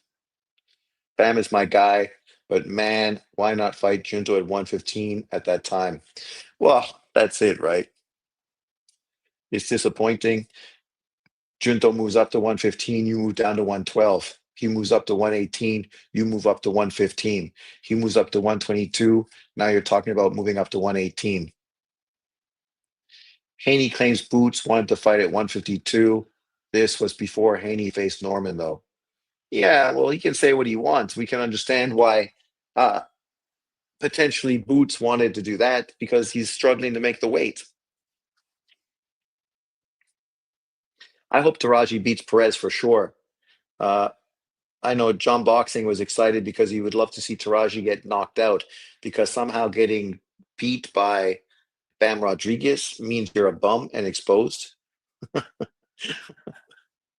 right? Like nice punches from Meccano. He's starting to land some big left hands. Like just the fact that he wants the Bam Rodriguez fight. How do you not respect that? And literally, JB says he hates Kensho Taraji. It's like, how do you hate Kensho Taraji? Did you watch his last two fights? His last two fights were two of the best fights of 2025. The first fight, easily the best fight of the year. Taraji versus Akui. Sensational comeback knockout to fucking redeem yourself in a fight that he was losing. I do think he was better at 108 when he was much more of a boxer. Now he's moved up and he's become much more of a flat-footed knockout puncher, and it's just not the best thing for him. But it definitely makes him a much more exciting fighter.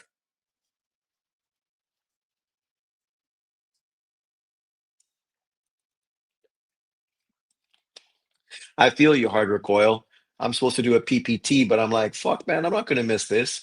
Monday Night Boxing? God damn, of course I got to watch this. This kid right now, Makano, he's going to be a player at 126 pounds. If he beats Reese Salim, he's going to be obviously a mandatory opponent for somebody's world title. I'm trying to think, who is it? I think he's obviously ranked high by both, but let me say boxing scenes, boxing rankings.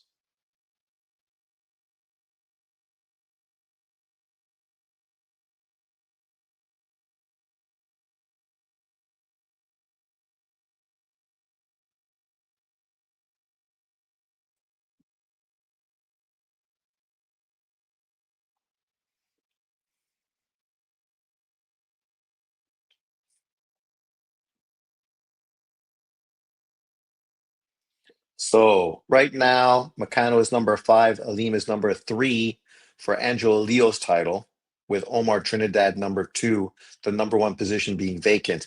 So the winner of this probably becomes Angelo Leo's mandatory. Uh, Obviously, the WBA is garbage, so you don't see them ranked there. Meccano is number two. by the WBC.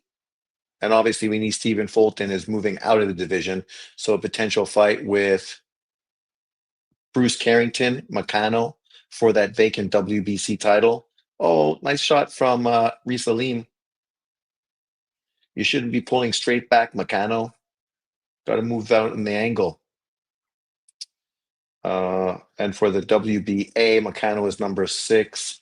Obviously, he wins today. I don't know if he'll jump past Brandon Figueroa or Elijah Pierce, but I don't know how Brandon Figueroa, coming off of a loss to Stephen Fulton, is somehow number 1 now in the rankings, but it is what it is.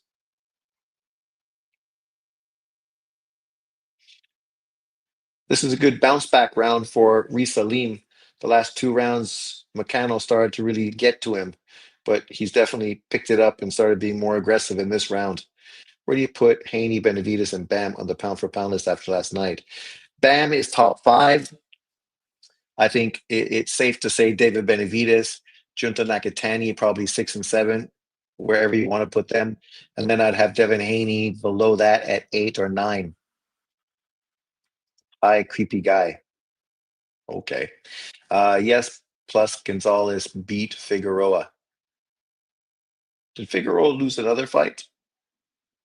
Did he lose to Gonzalez, or are you just making that up? Taking slams like that for years messes you up. People say wrestling's completely faked, but man, you can't fake the slams. More wrestlers die compared to boxers and MMA fighters. Well, I mean, all the head fucking bouncing off the stuff, right?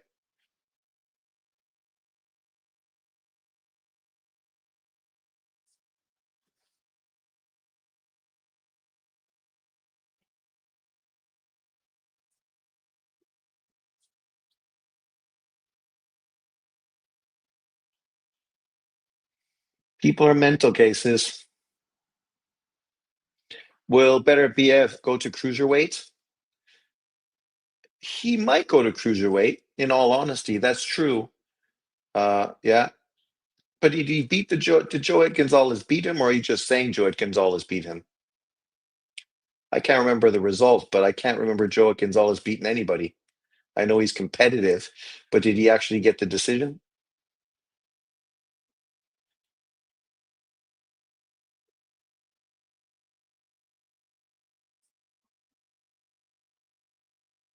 That was a good round. Both guys brought it. Good bounce back round for Reese Alim.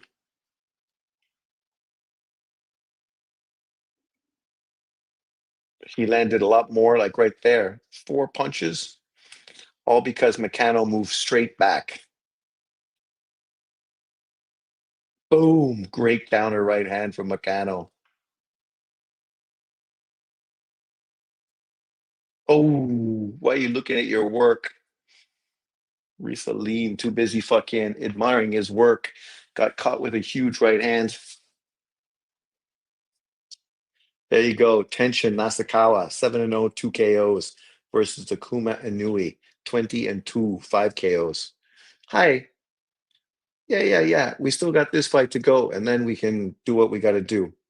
But for now, you got to fucking chillax. Chillax, baby. Chillax. When there's a break, I'll go get you something to eat, your dinner, okay? Okay. So, round 7. Let's see if Meccano can fucking make a statement in this fight, because obviously he's in position to get a WBC and potentially another belt mandatory opportunity. So at this point, having a good opponent is good, though. He needs experience. And obviously, Reese Alim is moving a lot, you know, catching him, making it difficult to fight the fight he wants. And a lot of the guys he's going to face at 126 are similar, right? Good boxers, good jabs, movers.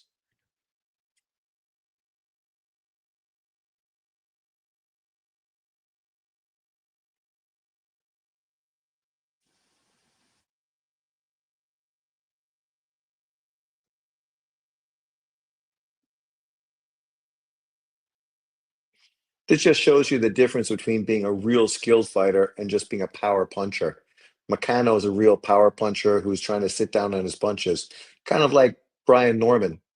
Then you have the kid that fought earlier, nice left hand to the body, who's just a super skilled amateur fighter that just beat the crap out of Quadras with his fucking jab in his right hand. Those two punches in conjunction were just devastating. Devastating.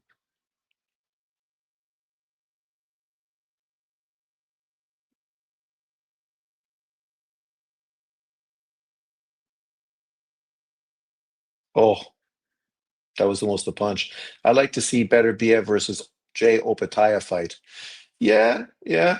I mean, if you get David Benavidez, I mean, even Bivol potentially moving to cruiserweight because that was a fight. Remember before that nice counter right hand.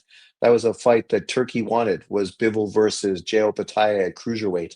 So you could potentially get both Bivol, Better Biev, along with Zerto, Jao Pataya, and David Benavidez all at cruiserweight, and it would definitely make the cruiserweight division super fucking exciting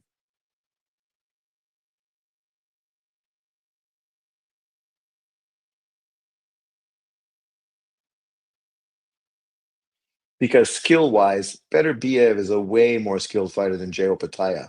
Footwork, boxing ability, but he's not naturally as big. And obviously he's primed and Better Biev is old. Bivol, obviously super skilled.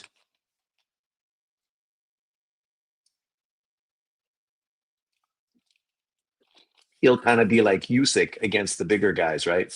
Using his fast feet and fast hands to get in, throw combinations, fucking get out, make those guys swing and miss. That's the one good benefit David Benavidez has. He's got slow feet, but fast hands. If you get into range, he's dangerous. I think that was a good round for Makano.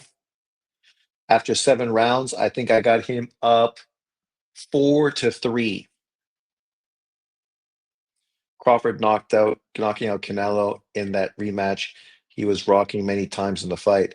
That's possible, but at this point, if you knock him out, I mean, that's historic because nobody's knocked out Canelo. So I can't imagine Canelo getting knocked out, but anything is possible.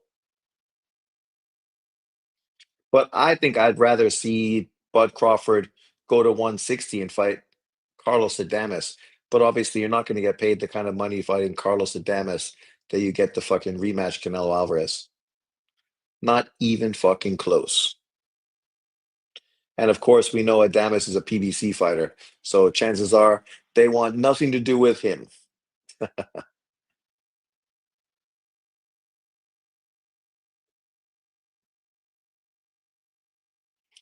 You got to hit that jab, buddy. Double that jab.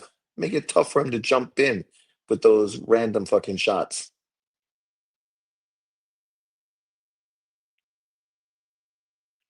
See, Meccano, he should try fucking learning from Golovkin. You need a piston like jab and sliding footwork to cut off the ring so you could throw those power shots. Hi, Crawford versus Bivol is 50-50. I don't know about that. I think Bivol's style is tough for Crawford because he's not going to stand there and let Crawford do what Crawford wants to do. He's also naturally bigger, tough to land against. I mean, he fucking embarrassed Canelo Alvarez when they fought. I think that fight was far less competitive than Crawford was. And that was really a prime Canelo, right? Canelo at that point, people had pound for pound number one. They were talking about he needs to fight Deontay Wilder at heavyweight.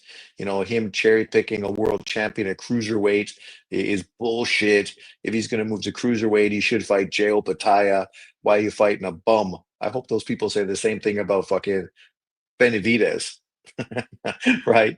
Because he's not fighting Jao Pataya. But these people contradict themselves all the time. So that's no surprise. Hi, why are you accosting me? I got people watching you. There's witnesses. This is on video.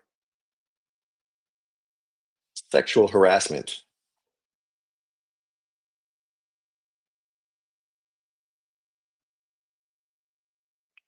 Yeah, after watching Taboy, the amateur fighter, I know he fought in older quadras, but you could see his upside is much more than Meccano. Skill wise, he's very good. And, you could say elite. Meccano is a power puncher, a little one dimensional, not a lot of,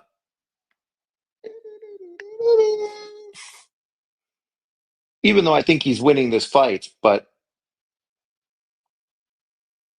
I don't think Reese Aleem is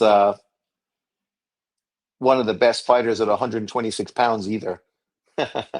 Just to be honest, I don't know if he's top 10, it would be like 10, 9, or 8.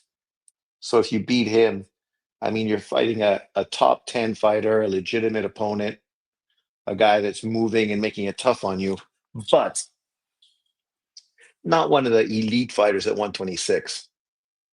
Crawford's adaptability and adjustability. Yeah, but that shit, you're going against the guy who is adaptable and adjustable in Bivol. I mean, look what Bivol did to Canelo. Look what Bivol did to fucking Zerto. Like that fight, oh my God. He made Zerto look like a fish out of water. And that's the same Zerto that David Benavidez is jumping at. Round 9. Let's see if somebody can make a real statement in the big rounds. As I said, I do think Meccano's winning 5 rounds to 3. But with Japanese judges, man, I know they're not Japanese, but Japanese fight cards, the Japanese fighter usually gets fucked over. I've listened to some of his takes. Is Nestor Gibbs new to boxing? Yes, he is. He's definitely new to boxing. That dude's a fucking casual, always has been a casual. Like he wouldn't talk about this fight card because it's not on American TV, even though apparently it is on American TV, but he's just guys like him, they're not real boxing fans. We know Nest is just trying to make money off of boxing. So, and to be fair, he worked hard and he's doing well because of it. So, hats off to him. No hate. I don't hate on a brother making money. I wish we all make loads of cash and fucking live with fine bitches, with no financial woes, with very good health. All of you.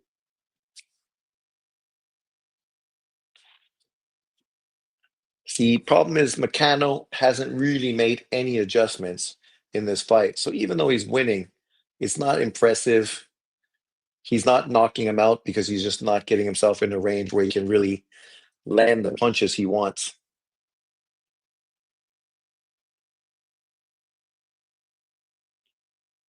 He doesn't change his level. Good counter shot from Risalim.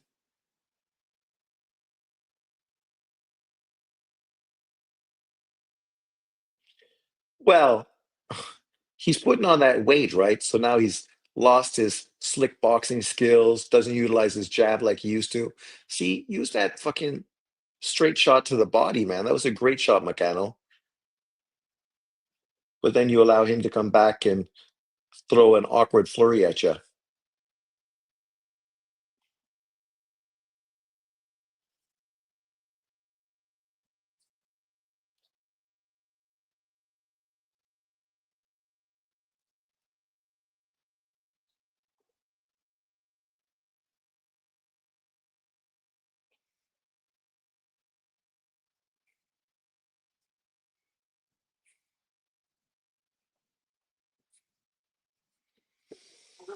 After 9 rounds,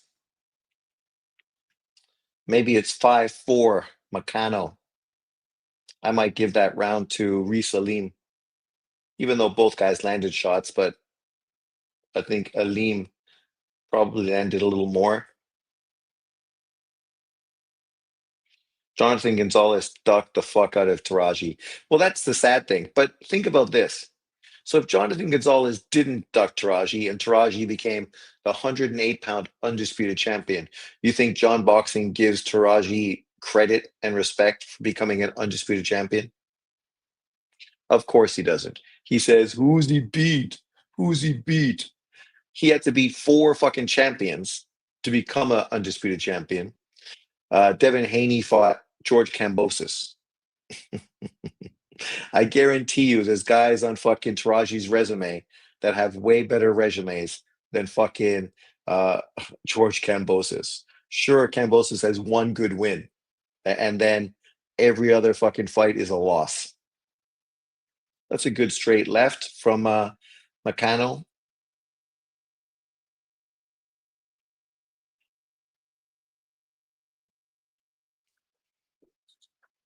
Macano is a little too stiff and a little too slow.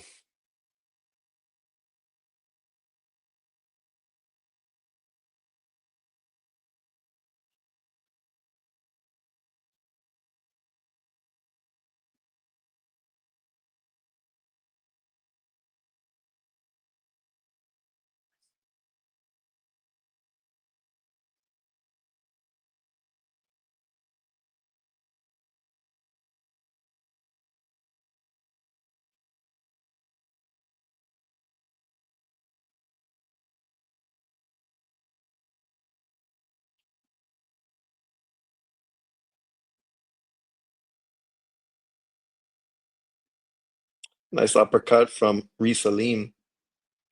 He's an awkward fighter, this guy.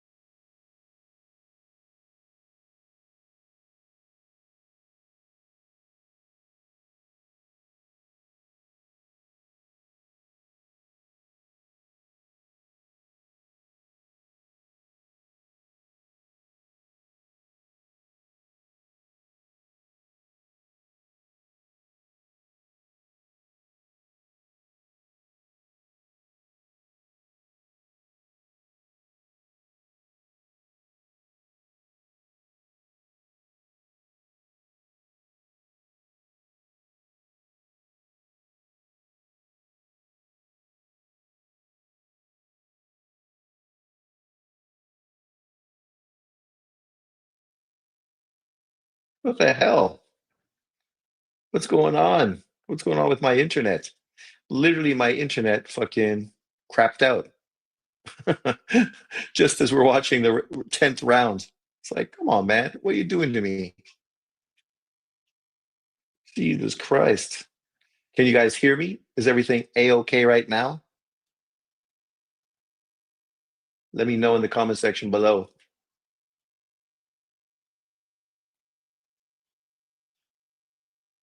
Ah, good. Yeah. I thought my feed was just frozen, and then I got kicked out of StreamYard saying my internet was down. I'm like, what? Man. So now I have to like use my phone. What kind of bullshit is that? Now my feed is dead. Come on, give me a new one. What's going on? Ah, we're back. Oh, fuck. I missed the knockdown. Come on. Talk about the worst timing fucking ever. Literally, I missed the knockdown, even though that knockdown was all about stepping on his feet off balance. I know he got hit with a punch, but you could see fucking it was all balance. Oh, so that means it's 5-5 on my cards with 1 round knockdown point for Salim. Man, my man's gonna have to pick it up in the last 2 rounds to get this fucking victory. Schofield probably gonna ask for 20 million to fight Abdullah Mason. Man, I don't know who wants to agree to fight that guy based on him pulling out his big fights, right? Like think about that. Yeah, you better fucking win these last 2 rounds, kid, or else your big shot for a world title is fucking down the drain. You gotta change your height and hit that body. Change your offense, man. You're way too predictable.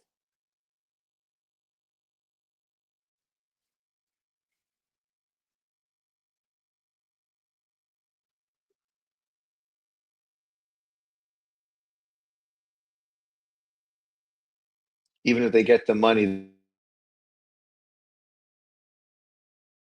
they might pull out the fight. Exactly. Well, that's the thing.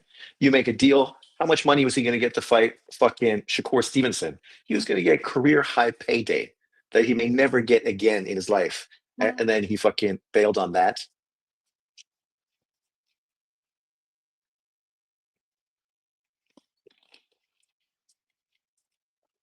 I would prefer to see Abdullah Mason fight Muratalla. But of course, Muratalla's got that Cruz fight.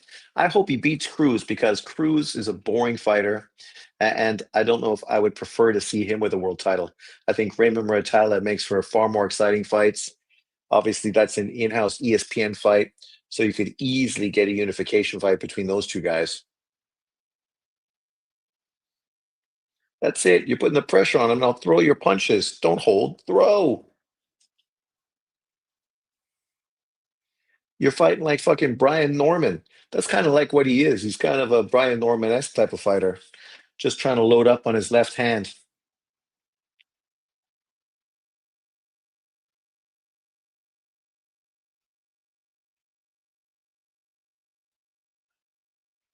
But to be fair, if the two rounds go like this, he's going to win because Reese Salim's not doing enough. He's kind of getting outworked this round. But man, Reese Salim moved a fucking lot in this fight. Dude's all over the place. He's getting his 10,000 steps for sure.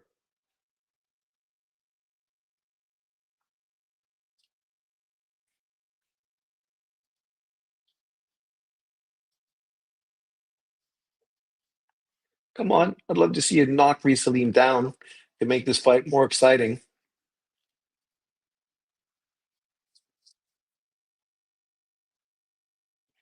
To be fair, this is not probably the worst thing in his career if he does lose. It's definitely going to be a learning fight. Nice counter shot from Alim.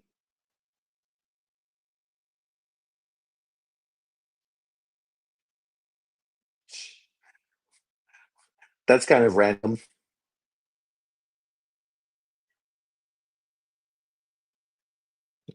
Oh, grazing. I think Mason should move up to 140. But if he moves up to 140, now he's in line for a Keyshawn Davis fight. So it just potentially puts him. I guess it's not bad. They could definitely do that fight. But Top Rank doesn't really want to put those guys in against each other, right? Like they would prefer to have Mason a champion at 135, build him up, market him, build him, and then have Keyshawn Davis the champion at 140. Do you think he looked drained? Yeah, he's not going to be at 135 very long, that's for sure, right? A big kid like him, young, obviously he's going to grow out of the division pretty quick. That's why it'd be nice to see him get a Raymond Muratali unification fight. It's round 12. What are you going to do, Makano? You going to like fucking show out or show up? Barros and Funduro, worst champions ever. Well, PBC fucking champions, eh? So it's no surprise that they don't want to fucking do anything.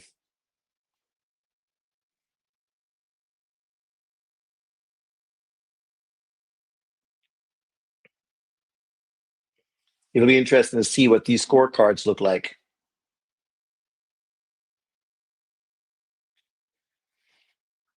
We know Meccano's been the aggressor for this fight.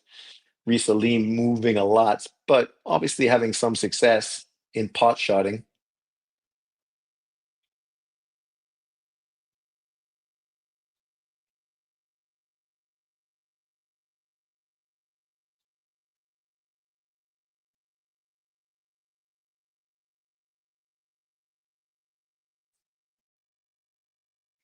2 minutes to go, kid. Pick it up. Let your hands go. Combination punching.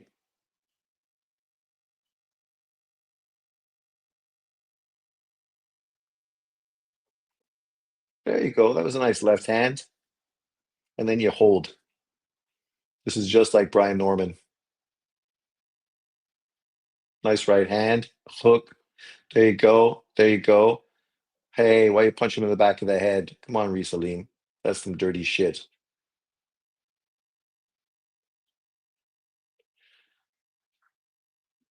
I think Meccano's won the 11th and he's winning the 12th round. So I think he probably should squeeze probably a split decision victory maybe in this fight.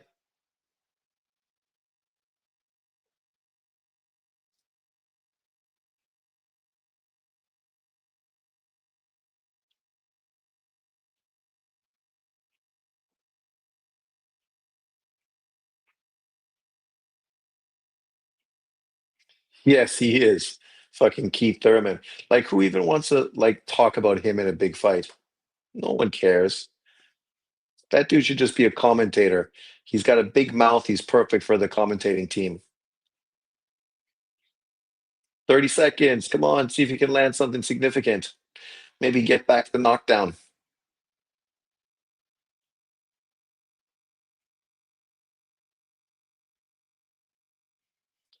The way Reese Salim is fighting, you got to ask yourself, does he really think he's got a chance of winning on the road, fighting such a negative style?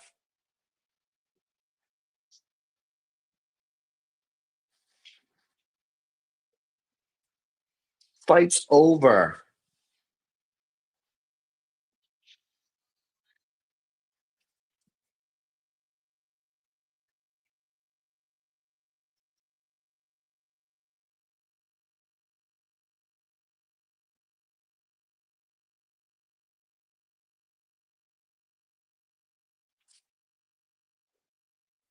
It's close.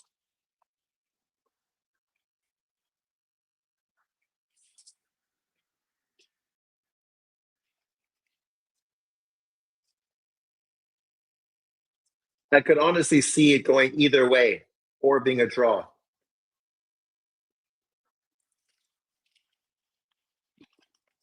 I think it depends on what the judge were looking for.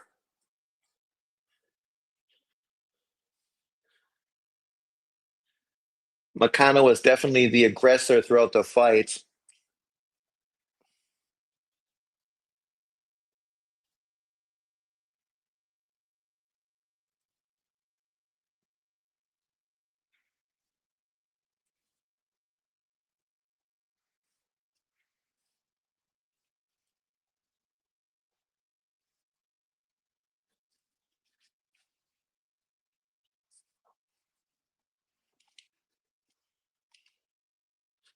Well, that's it.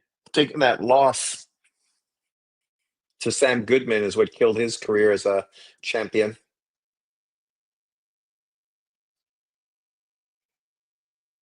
Yep.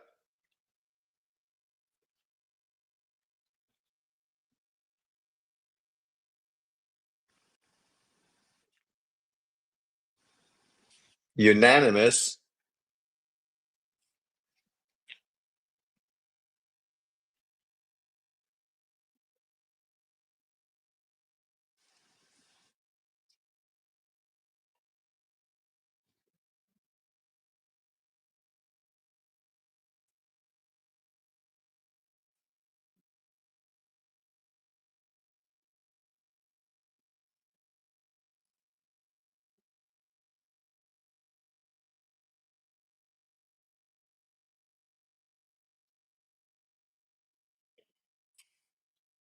Those scorecards were wider than I would have imagined.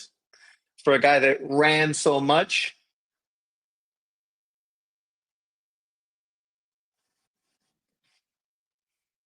So the IBF title.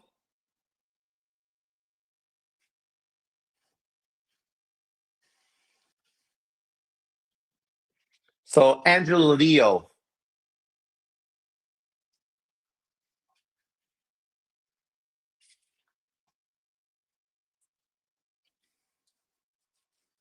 Yeah. Well, but just too one-dimensional, man, in today's fight. Trying to load up and land big shots, but not put in the work.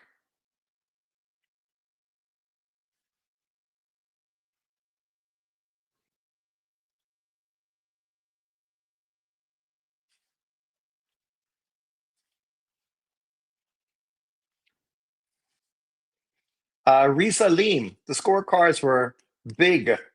118, 109, one card. That's why I say Japanese fighters never get close fights in Japanese soil. This is just another example of that, right? Like if you are a foreigner fighting in Japan, you don't need to worry about being robbed because chances are you're probably going to get the benefit of the doubt. Uh, he ran like crazy in that fight and just pot shot the whole fight. The Japanese fighter was the one pushing, engaging, but then obviously they got the knockdown, so they knew that he'd won based on the scorecard numbers. Saw a meme, a woman prayed to God for a good man. God said, I already sent you six. Laugh out loud. Well, yeah, that ain't a fucking shock. My friend Paul, who is not political and doesn't really go on social media. Even he was saying recently, just the things that he's been seeing on social media from women have made him really angry towards women. And obviously, it's like I said today to my coworker, the things we see on social media, how much of it are you going to take in as being true? Because you know a lot of this stuff is just manufactured, fake news, right? Like obviously all the Muslims overtaking the world is probably not quite to the extent of what we fucking get bombarded on social media for. And obviously, a lot of this women's type of stuff that we see is probably not even close. It's a few loud people that get their stuff pushed on social media, but in truth, it's probably not even fucking close to what we see.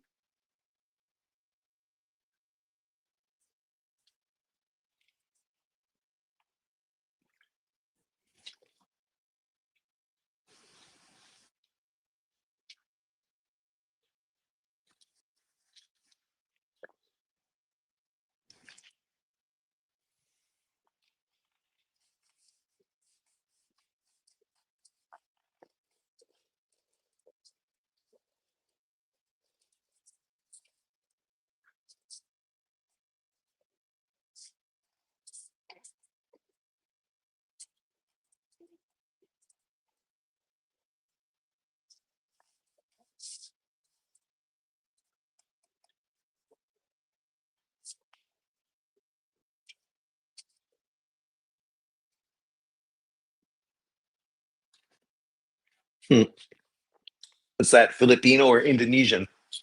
Uh, yeah, obviously Makano, his team, man, they got to fucking refine his skill set, cut off the ring better, utilize his jab better, up and down, right? Not be so fucking one dimensional in his offensive attack, because you know exactly what he's trying to do. You gotta, you gotta be a little more fucking creative than he was tonight. Specifically when you're fighting a guy like that that does not want to engage at all, that ran like crazy and just fucking tried to, you know, get you to pot shot the whole way to victory. Definitely not the most exciting victory, but it is what it is. Let's move through. So now we're moving to the big fight of the night. Does Japan have a new superstar? For the WBC bantamweight title? Kenshin Nasukawa, 7-0, two KOs. The KB boxer, what's his record in KB? 4-0 with one.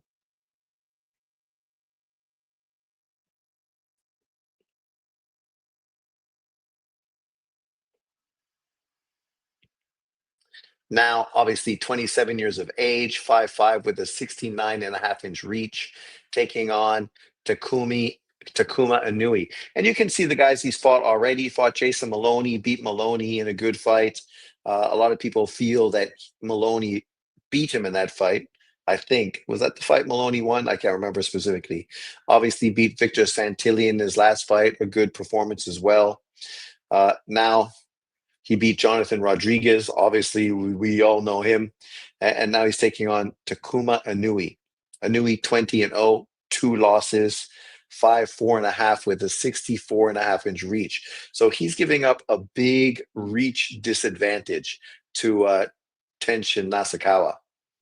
Obviously, just lost to Tatsumi in a big fight, right? Ended up losing. And the cards are pretty close, except for this one, 117, 110. I think most people feel it was pretty much one-sided. Beat Shoei Ishida, good fight. Beat Sherwin and Kanjas, solid name. Beat Solis, solid name. Beat the Filipino fight, Jake Bornia, solid fighter. Beat Shingo Wake, solid fighter. Lost the tough French fighter. uh, beat Salapat, beat Mark John Yap. So already in his career, he's got some legitimate wins on his career early on.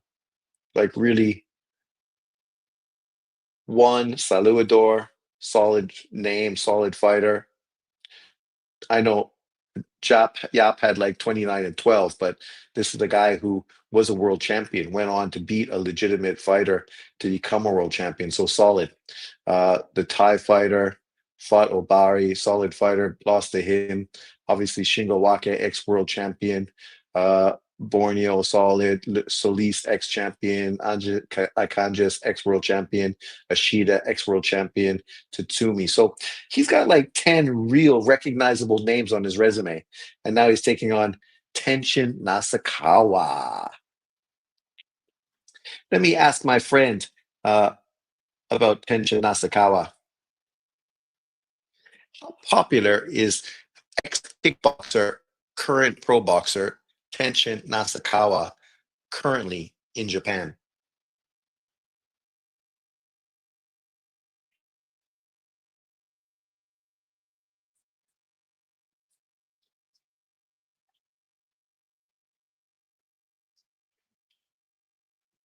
You ever notice now BoxRec won't even let you like scroll back? You gotta like not pick once, but like bump, bump, bump, bump, bump multiple times. But yeah, he's got like a 5 inch reach advantage over Inui.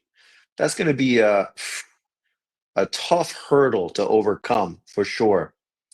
Uh, Women out there are using AI to deep fake videos of their husbands cheating to win in court for divorce. Yeah, but they must be able to fucking know that that shit's fake because if you put it under an expert, they must know it's fake, and the judges does nothing to them. Yeah, well, if they use fake shit like that, they should fucking lose. So, great question. Kenshin is very popular in Japan. His star power is pretty high, though how that translates into the boxing career is a bit nuanced. Here's a breakdown of how big he is right now, why he's such a draw, and where the perception is mixed. His legacy, obviously, in kickboxing, he was already a huge name in kickboxing. He was called a generational talent. His perfect or near perfect kickboxing record and high profile fights made him one of the most recognizable combat sports figures in Japan. Obviously, he had the Floyd Mayweather fight, which, if you're fighting Floyd Mayweather in a exhibition fight, obviously that's huge. For his boxing debut, his name alone helped drive strong interest. Ticket prices were set surprisingly high for a debut fight, and the sales were good. He's with Tekken Gym, which is one of the most prestigious gyms in Japan. Uh, Boxing media outlets cover him. Uh, his public persona is multifaceted. He's not just a fighter, but someone who crosses into pop culture as well.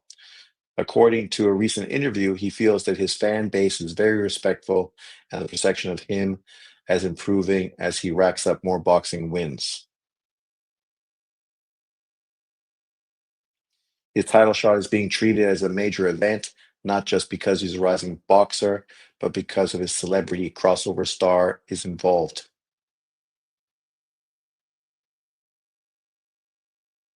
There you go. Very high popularity.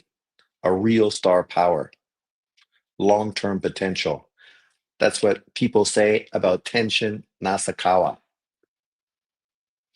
Well, we wait for him. I'm going to feed my dog who's been scratching, biting, and kicking me. Are they in the ring already? God damn, that's quick. You got to like that. No fucking around.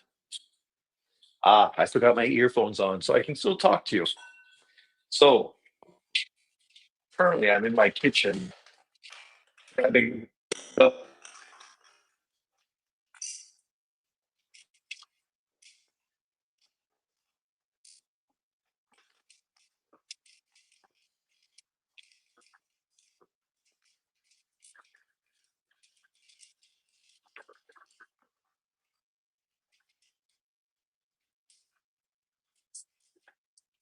Thinking, what do I have in my fridge?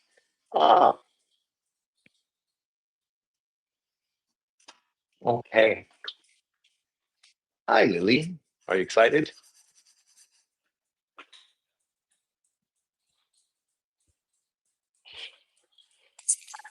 Wouldn't it be great to have fight cards like this every Monday?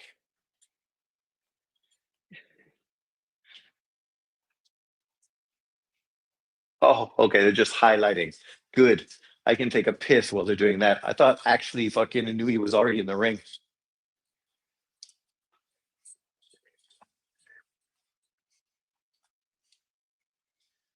Sorry to bring in the bathroom with me.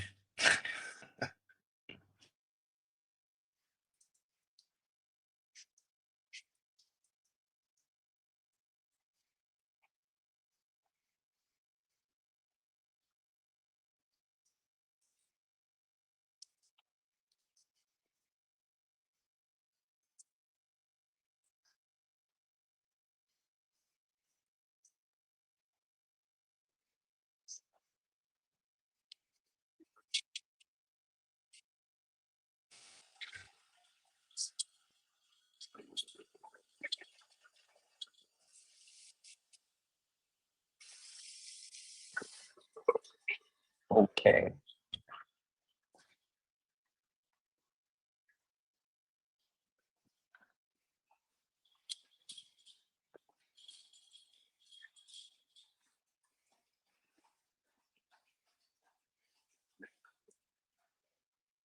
Bum, bum, bum. So I'm back just in time for the big fight.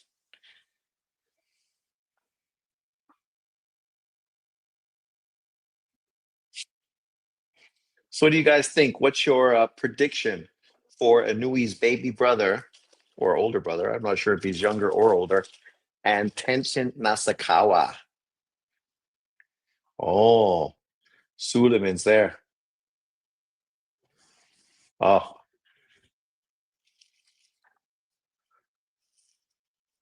this is definitely Filipino.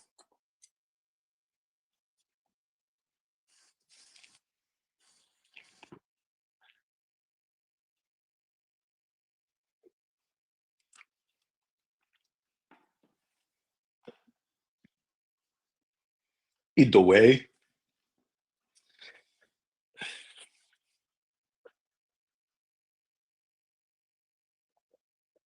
So this is a good weekend of boxing. We just had a huge fight card. Obviously, we get Monday night fights. We had tough fighter yesterday fight. This kid here, Luka Plantic, 13-0, 10 KOs from Croatia, 29 years old. Uh, a guy who's pretty highly ranked, even though when you look at his opponents, it's all Euro bums, all Eastern European nobodies. So the question is, when is he going to get a real fight, a real legitimate test? And then, of course, this weekend we got big fights. Friday, Kavalaskis is fighting. That's pretty good. Kavalaskis versus Samuel Molina for the European welterweight title. Nobody else on this card, but it's from Lithuania, so there you go. No surprise. Kavalaskis is a fun fighter, exciting. A guy that didn't deserve so much negativity thrown at him from Errol Spence fans. Obviously, you got this card tomorrow. Look at that. Boxing's killing it. Israel Gonzalez is fighting. You know, that's not bad. Straight out of Mexico. And where's the big card?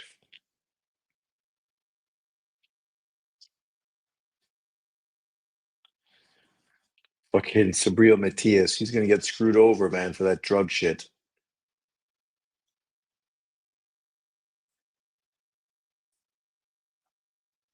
Hi, Lily. Ni hao.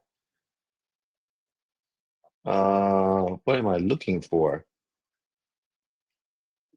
Risa Leem.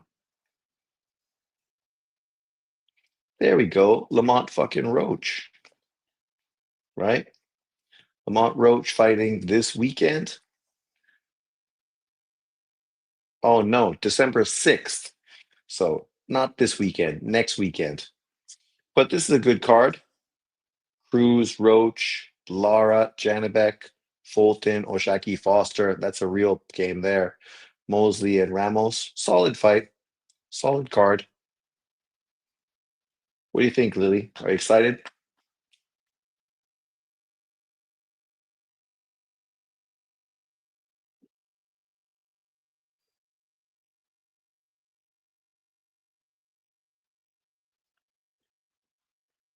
You can sit down. Wait, we still have one more fight to go. And based on these two guys' lack of punching power, I expect it to go the distance. How much phone left do I have? Okay, 70%. Should be okay. Should get me through the night. Let me just find the boxing scene rankings, and we can put that on. It's probably a little more uh, interesting, specifically right now. We can look at, oh, fucking Lindolf Delgado is in position to get a Richardson Hitchens world title fight. That's what we were saying. That this guy, man, how long is he going to wait around? Like it's about time he got a world title fight. And obviously, Andy Hiroka is in position for that Russell fight. Dalton Smith was supposed to get the Sabria Matias fight. Isaac Cruz is an interim champion. Obviously, he's going to be fighting uh, Lamont Roach. So I wonder what's going to happen with that. They talked about Smith fighting Puelo for that Sabria Matias title. But then where does that leave Isaac Cruz and Lamont Roach winner?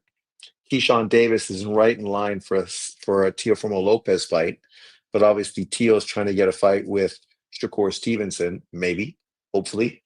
But if not, I would love to see Keyshawn Davis. I would love to see Keyshawn Davis fight fucking Teo. I would love it. That would be fucking great. I think he destroys Teo. I think so. Let me know in the comment section below. What do you guys think? Do you think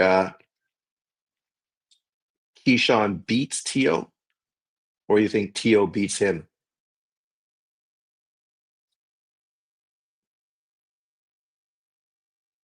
But there we go, right there. Obviously, Andy Cruz is getting the Raymond Muratala fight. I would love to see Muratala versus Abdullah Mason. Uh, I think Schofield is just going to wait for Javante Tank Davis to get stripped and then probably be forced to fight my Canadian brethren, Lucas Badai. That would be a solid fight. Shakur Stevenson.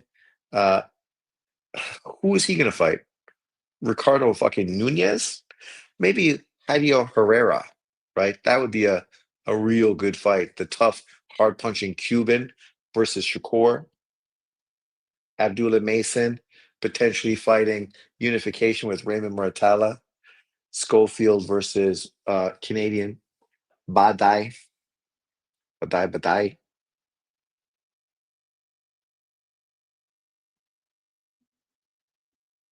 And of course, right here, we know Reese Salim is now the number one ranked fighter by the WBC for an Angelo Leo, sorry, for an IBF Angelo Leo fight. So that's good for him. Kid gets an opportunity to become a world champion. Can Reese Alim beat Angelo Leo?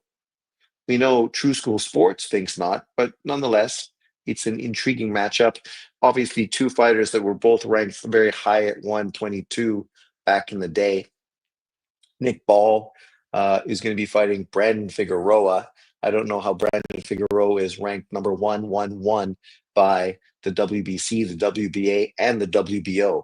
Like, how does that work? I don't get it. I don't understand why he is ranked there coming off of a fucking loss to Stephen Fulton. I don't get it.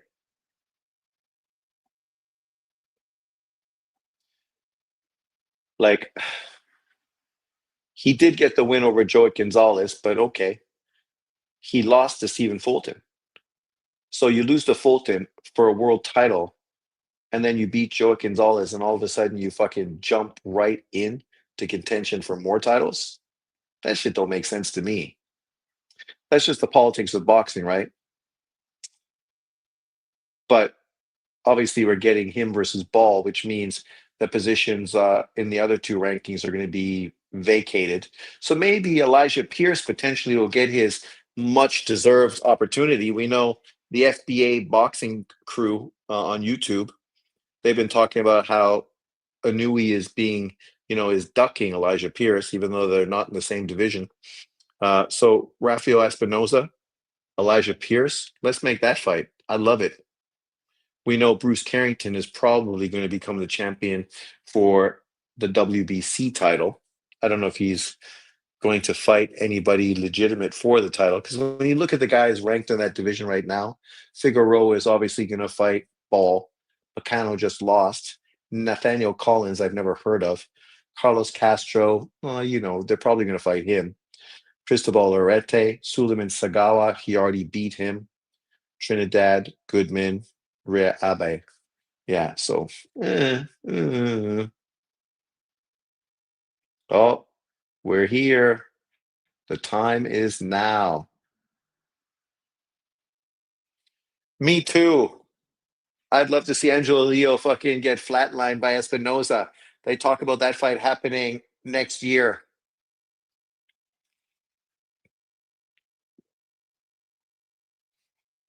This much be fucking Tensin with this opening.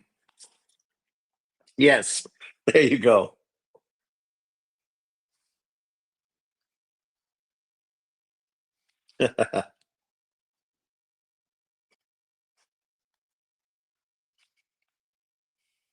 It's a huge fucking event, eh? Look at all the people there today. And this has to be because of him.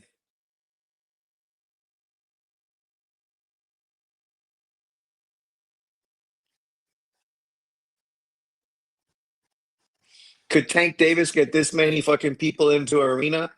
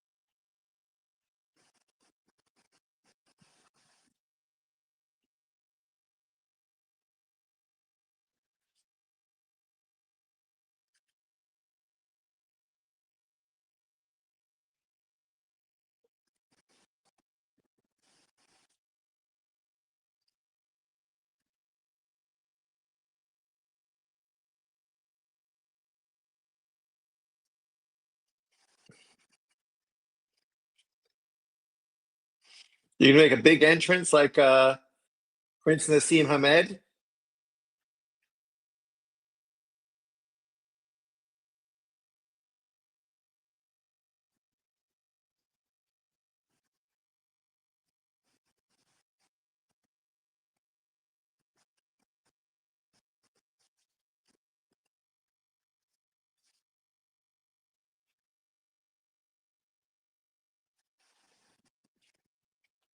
I do. He's like, fuck this dude.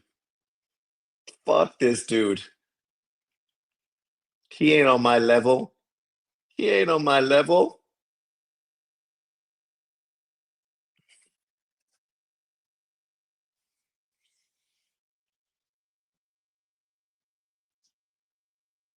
Oh, Inoue, the monster. I wonder if Tension beats his brother, if Inoue will fight him.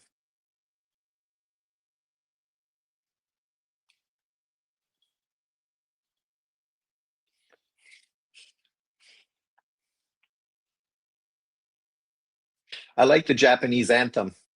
I also like the American anthem. And I love the Canadian anthem. Saudi anthem, not so much. This is about meaning, this anthem. You can hear it.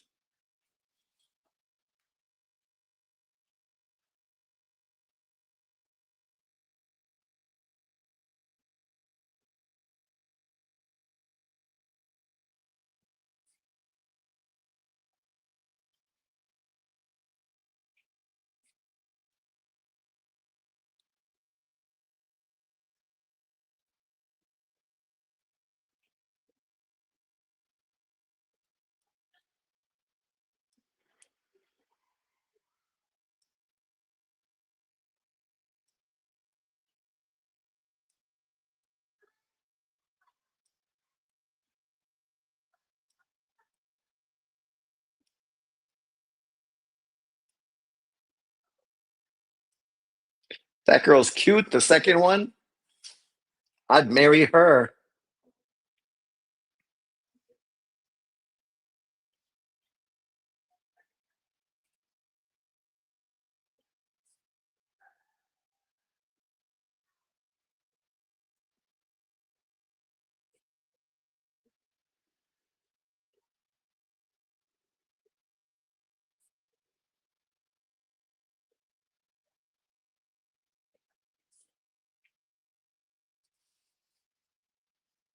Suleiman.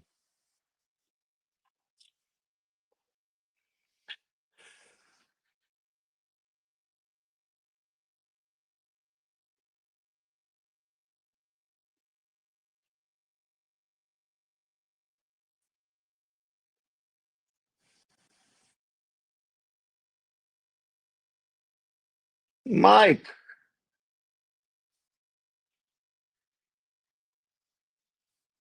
I wonder how much money Mike makes for being here.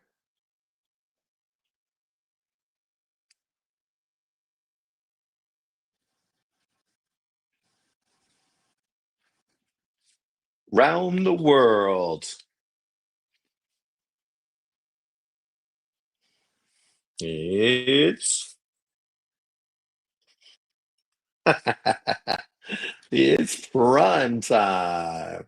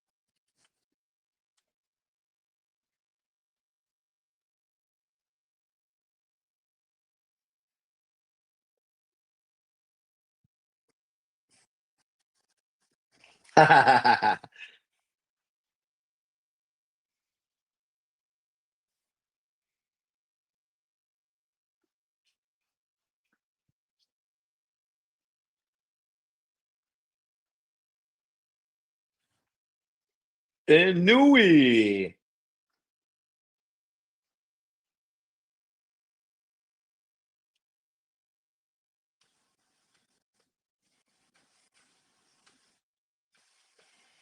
Oh, exciting.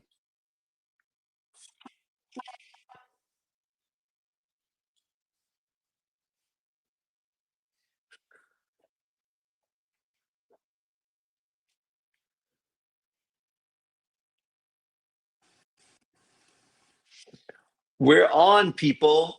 I wonder why Tenshin wasn't interested in fighting Junto Nakatani. Junto's on a whole different level than Inoue. It's kind of sad that Inoue didn't win his last fight because it was supposed to be Junto versus Inoue for unification. But here we go, round one. They're quick the way they jump into the fights, man.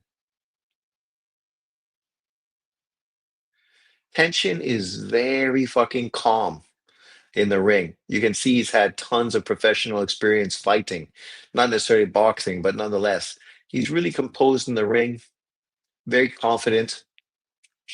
Obviously, the only fight he's lost in his career was an exhibition fight to Floyd Mayweather, where he got knocked out and then cried after the fight, fighting his I guess his hero, and then being fucking embarrassed in front of him in an exhibition. Floyd being a bit of a dick.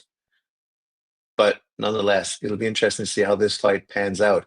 According to the punch stats, he's got a much longer reach than Takuma. And considering neither of them are hard punchers and both boxers, that should be a big advantage. But we'll see. Obviously, Takuma's got far more experience as a boxer. Good body shot from Tenshin Nasukawa.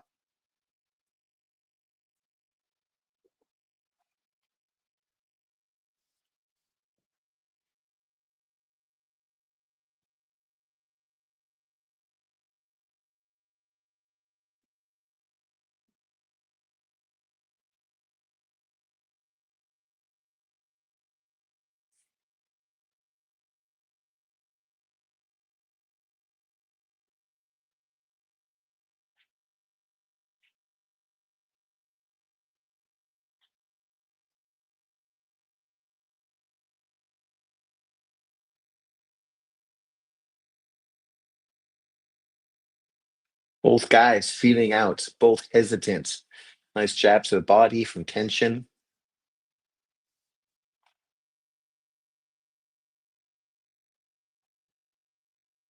I would think it's going to be hard for Takuma to get into range.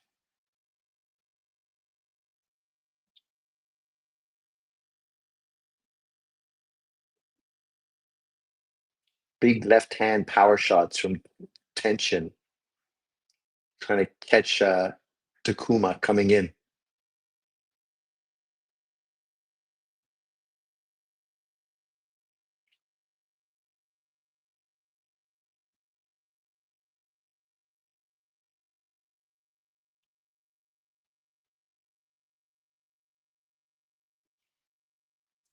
In Japan, you imagine the significance of this. You have the two biggest gyms in Japan, Tekken versus Ohashi. A lot of pride on the line. Oh, big fucking left hand from Tenshin. That really fucking got Takuma's head.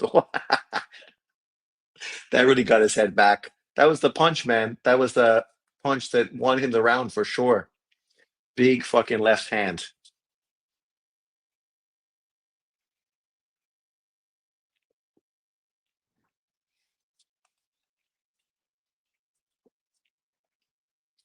It'd be nice to see Tenshin win just because he has so much star appeal, especially in Japan. I don't know how that's going to translate outside of Japan.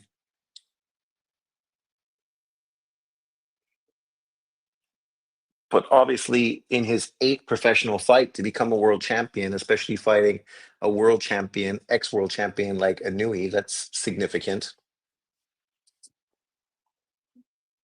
Boom, the big left hand. Let's see what adjustments guys make going into round two.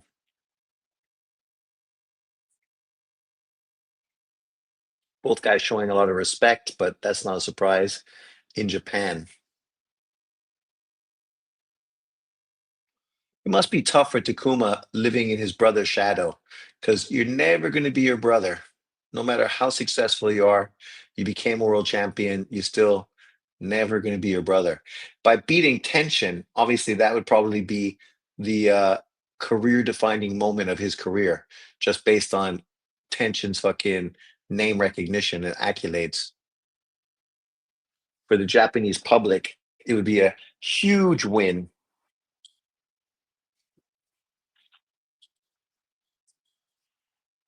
Espinoza versus Figueroa was a great fight. Yeah, but Espinoza is probably going to fight Angelo Leo in 2026. That's the rumor.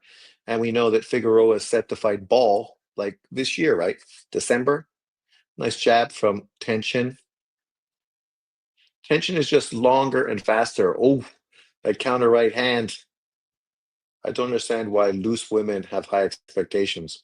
Women just have high expectations. They all think they're tens and they all think they fucking deserve something. And that's fine. Everybody should respect themselves and have high expectations, but you also got to be fucking realistic. But in North America, Western countries, Christian countries, women always fucking dictate, right? The majority of dating. How many times have you went to a bar and had women pick you up? It's happened a few times, but probably not as many times as I would have liked. Let's put it that way. Usually you got to put in a lot more leg work and a lot more chasing.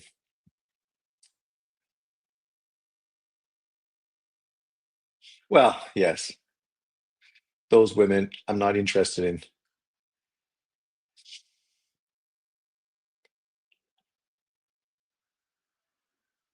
Oh, nice short left from Tension. Tension just waiting back and trying to fucking counter Takuma with big power shots. Takuma got to use his, oh, nice counter left from Tension. Takuma got to double up his jab, man. Coming in with big wild hooks. I don't know if that's the way to go.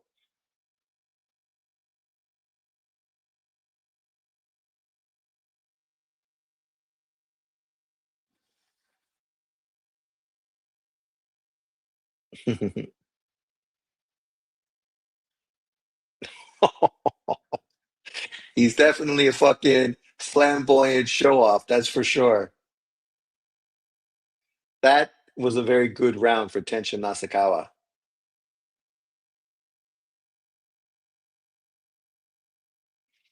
2 rounds to zero. And he's got the whole George Foreman situation. Oh, bam. Oh, great combination. Like a guy with 7 fights to come up leading with the uppercut and then counter right hand. You don't see that kind of shit from fucking fighters with very no amateur pedigree and only 7 professional fights. Like literally.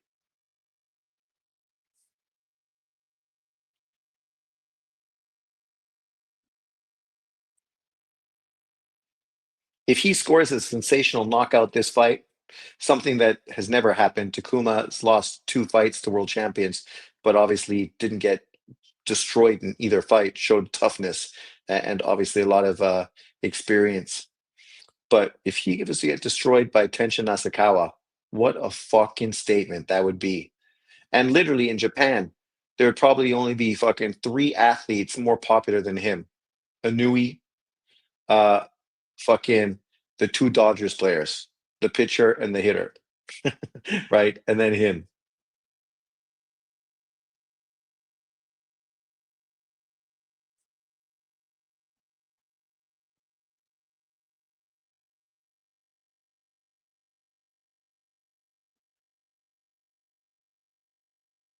Nice jab.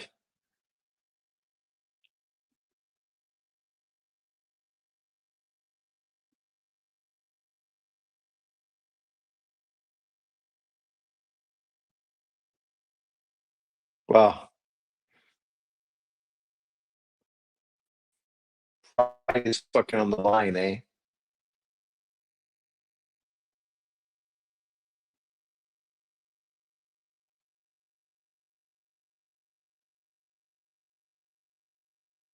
Oh, that's a big left hand.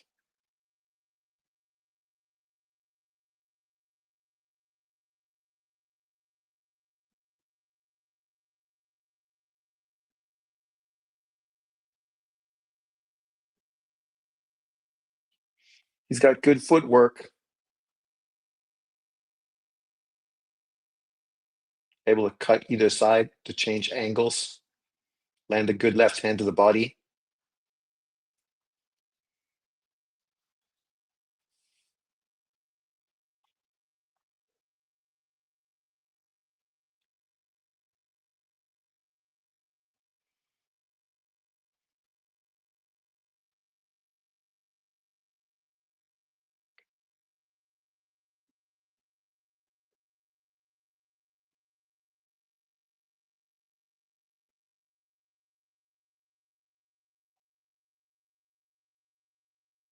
Nice jab again from Nasakawa. He's having most of the play in this fight so far, but it's still early.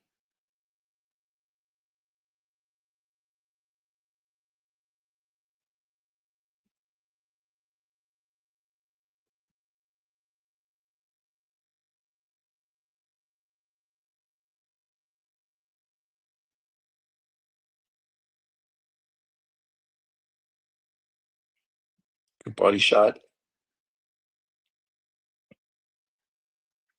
Crazy uppercut. God damn.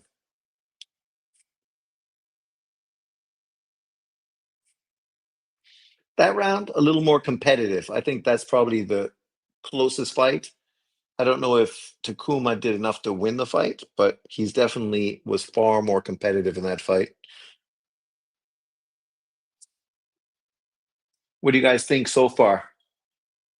What do you think of Nasakawa?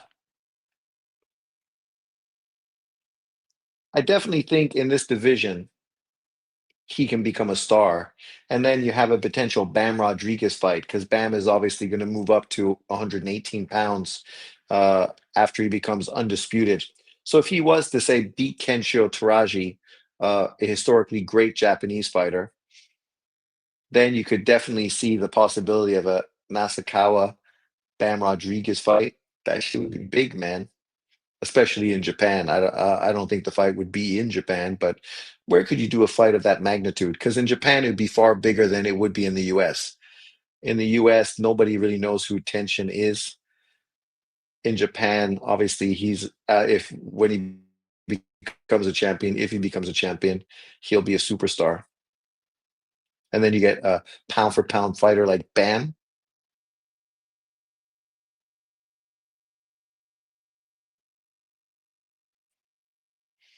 I don't know if he'd want to take on such a tough challenge so early in his career. Nice left hand from Tenshin.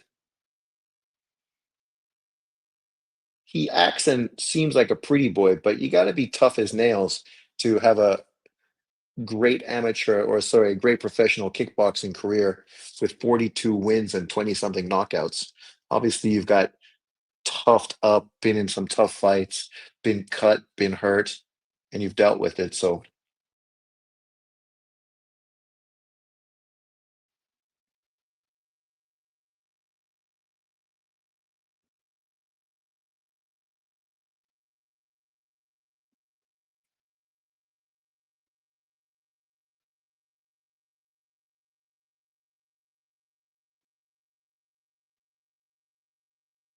nice right hand, good body shot.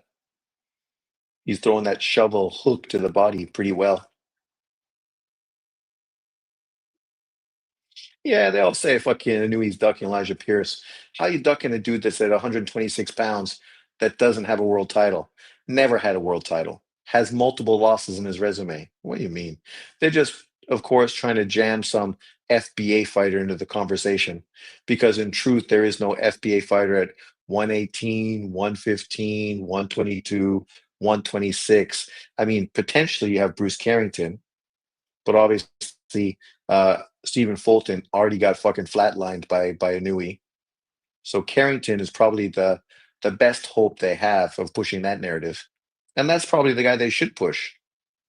He's a top ranked fighter. Nice right hand from Tension. Obviously, he's very good. He's not young. He's skilled. He's potentially going to be a champion once Stephen Fulton moves up in weight. So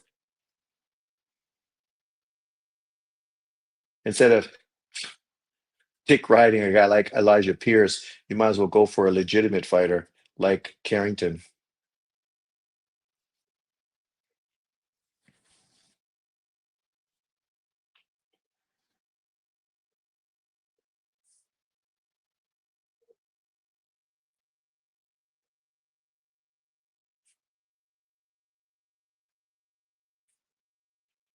Takuma's trying, he just can't really fucking be that effective. LDBC's current pound for pound list, Wilder, well, no, let's be fair. For them, Devin Haney is definitely number one. Wilder, Oshaki, Foster, Tank Davis. They don't have Tank Davis so high on their list because they're not big fans of Tank, because they're big fans of Devin Haney. So at this point, I think Tensions won every round, but obviously the third round was a little more competitive. But round one, two, and round four, those are pretty convincing rounds for Tenshin Nasukawa.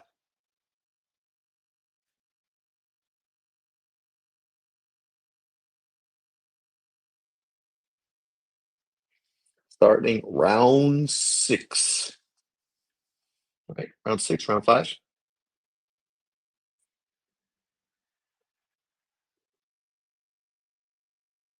round five. Sorry, I can't count.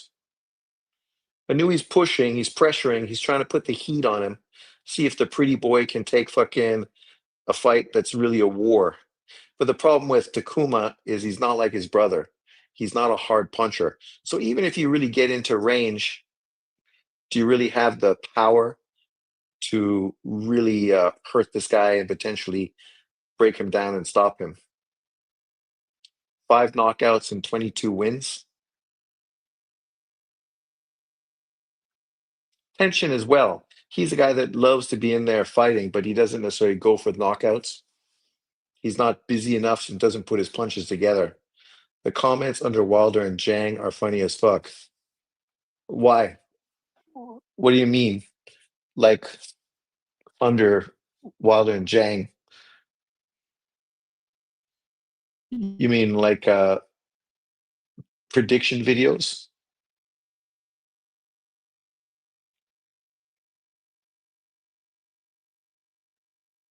Oh, that was a nice shot from Takuma. That too. That straight right hand, that's a pretty effective punch. Short, but right down the pipe. That's the punch he should really be aiming for. Fucking going for that nose. See if he can. Brian Norman, tension like Devin Haney did.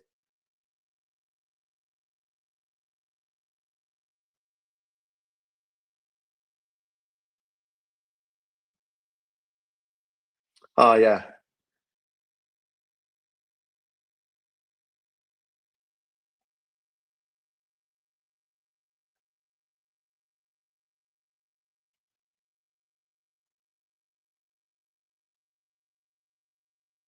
How do you fall down there, man?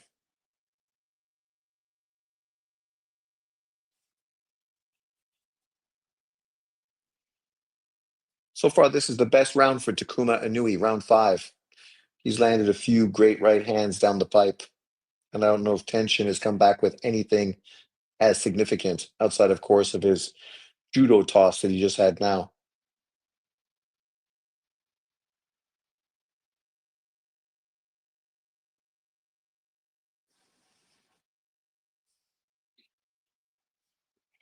What does that mean?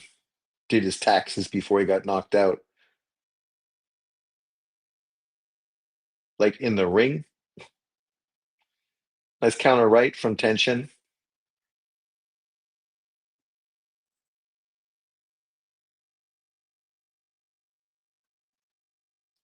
I'll give that room to Takuma, that round to Takuma Inui. I think he landed the more significant punches. So 4-1, potentially, maybe you could say 3-2 if you're being really generous. With these Japanese cards, you never know how judges are going to score it. So let's say 3-2.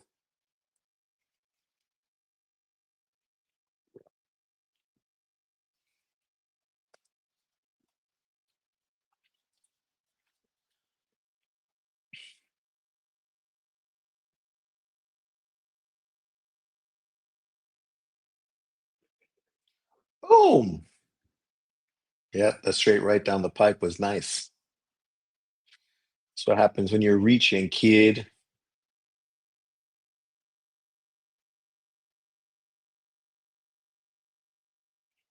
Round six, the halfway point of the fight for the WBC Bantamweight World Title.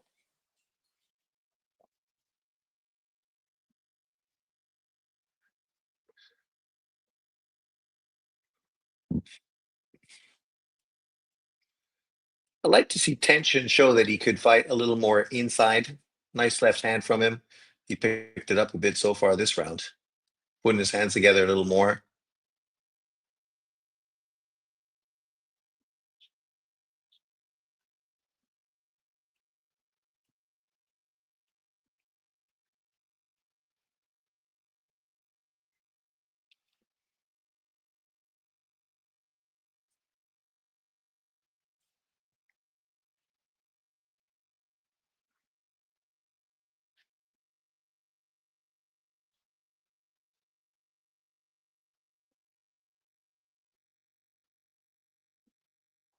Nice jab.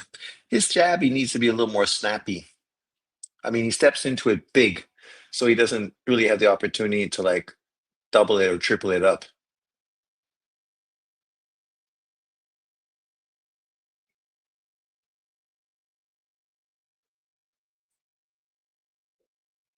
And I definitely think he can be countered over it by a left hand.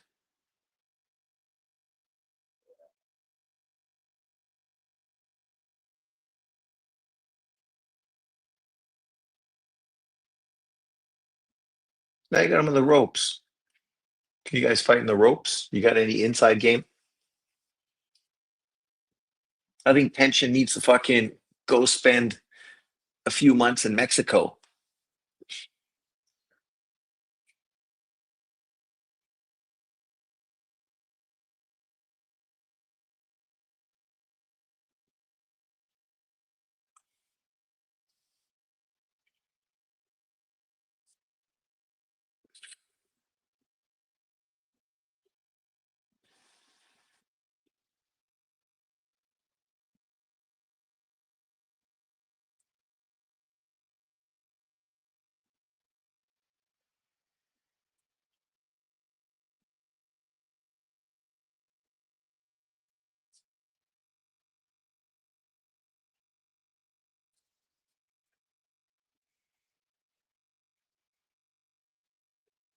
That's probably what you should do, Takuma. Inside, fucking fight a little more. You got shorter arms. You could be a little more successful. You got lots of pro experience. Nice uppercut.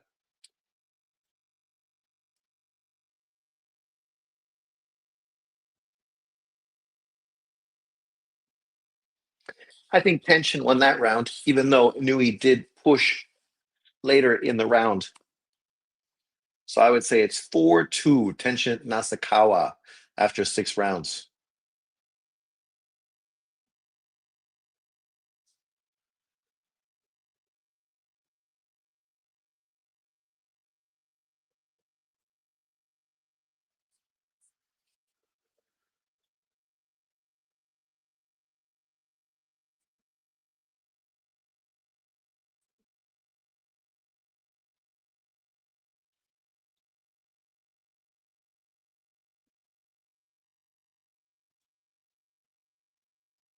Round seven.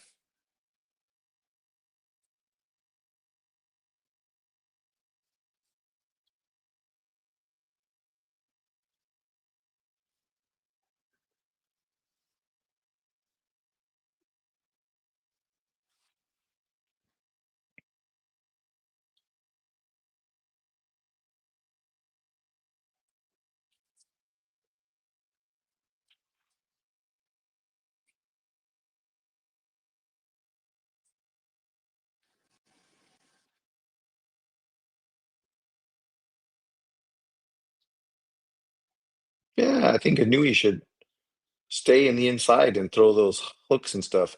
He's much more effective there, throwing double, triple hooks.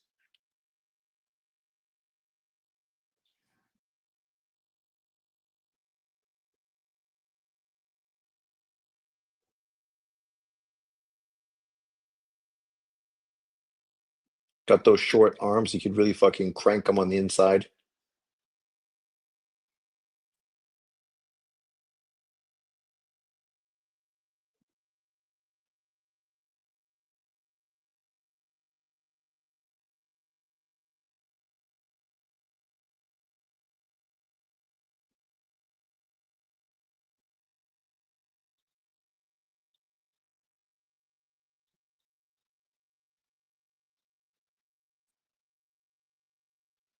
As this fight progresses, Nasukawa's timing seems to be off, and the Nui is starting to get into a rhythm.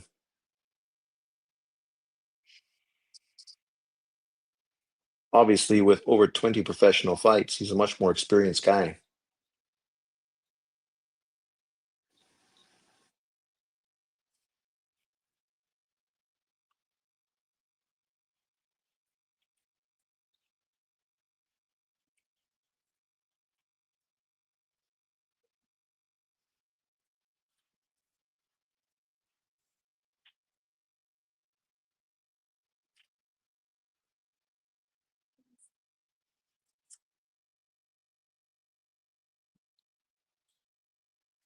What happened?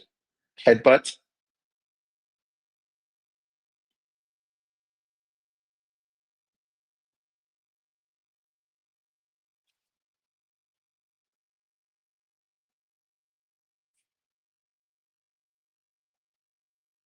AI is taking over. Well, that's true. I wish it would just do my PPT.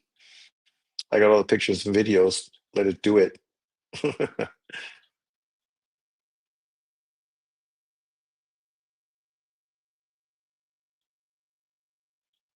Save me the aggravation.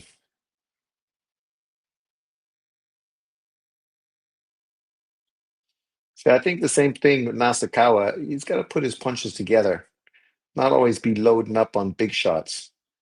I think Takuma won that round.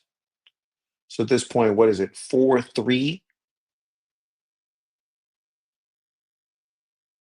Scary. Scary. Why?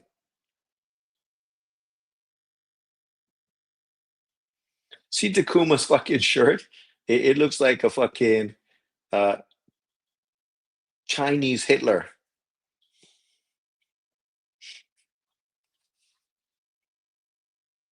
That shit would never play out in the US. People would be all over that shirt.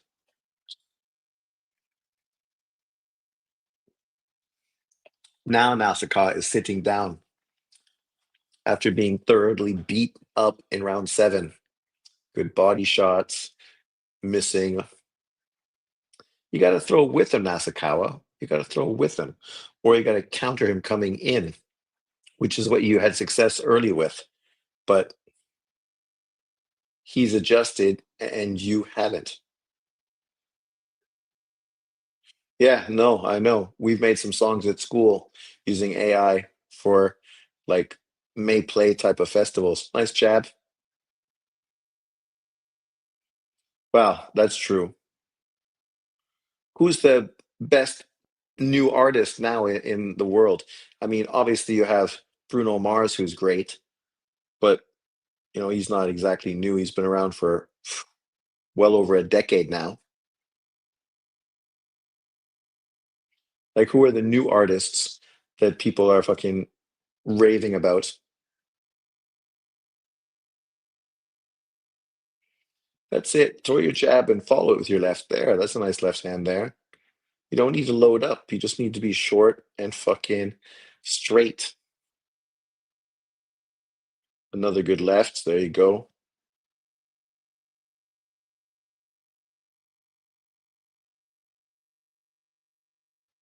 Nice little uppercut. On the inside, you're definitely not going to win. You're just not experienced enough to be successful on the inside.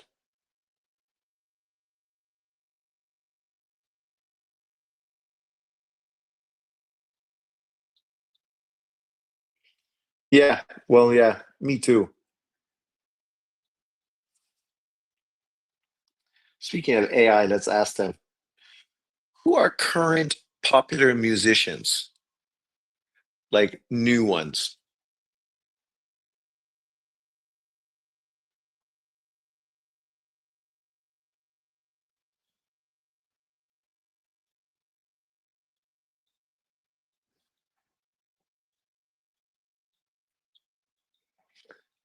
Uh, Chappelle Roan, never heard of him or her.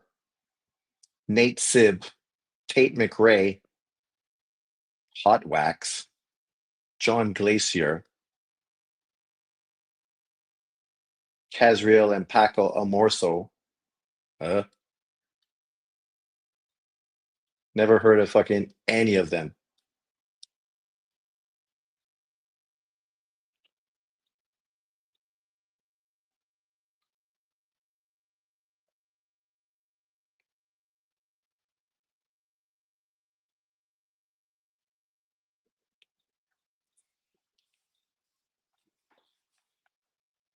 Me neither. I think the Roan person, maybe I've heard somebody mention them, but outside of that, none of the other ones I have no any idea.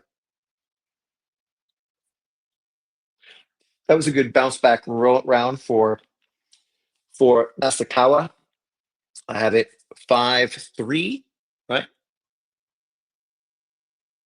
5 rounds for Nasakawa, 3 rounds for Takuma Inui going into the ninth round.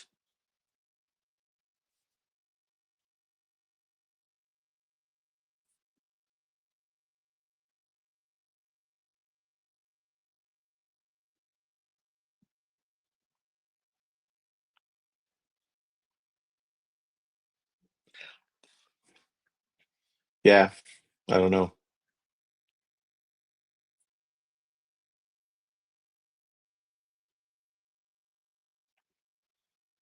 Let's see the top 20 streamed songs of right now.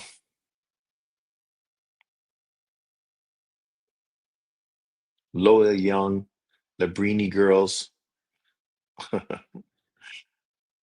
Isn't Labrini from New York? Labrini Green, Hi Myers, Saint Relevant, Hope Atala, Big Pig, The Dare, Love Cat. Holy fuck, man. Who are these people? Can you show me the same list from 10 years ago?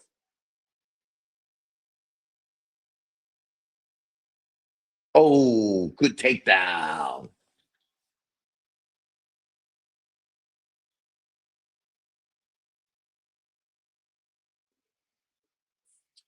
10 years ago, Sam Smith, Hosier, FK Twig, Disclosure, Chance the Rapper, Ella Eel, Vic Mensa, Vance Joy, James Blake, Kendrick Lamar, Macklemore, Ed Sheeran.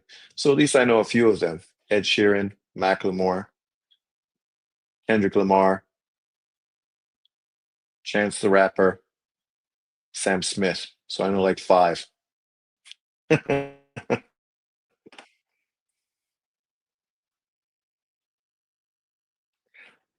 Mind you, I'm old. What about from 20 years ago? Round nine.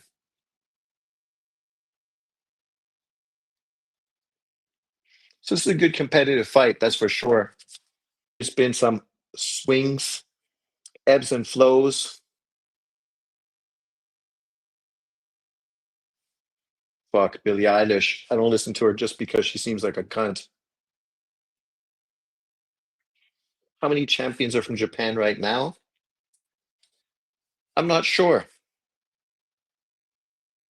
We're going to get one new one today, but obviously we lost Junto, who moved up in weight, so this is going to replace him.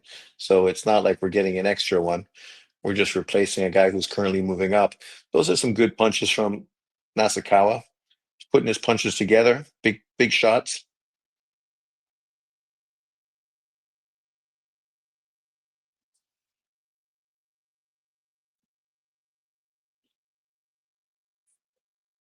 He's definitely made adjustments and been better since that dominant round.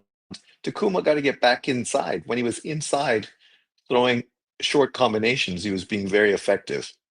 And it looked like he was really starting to have a toll on Nasakawa. Now you're letting him control the range again. And yeah,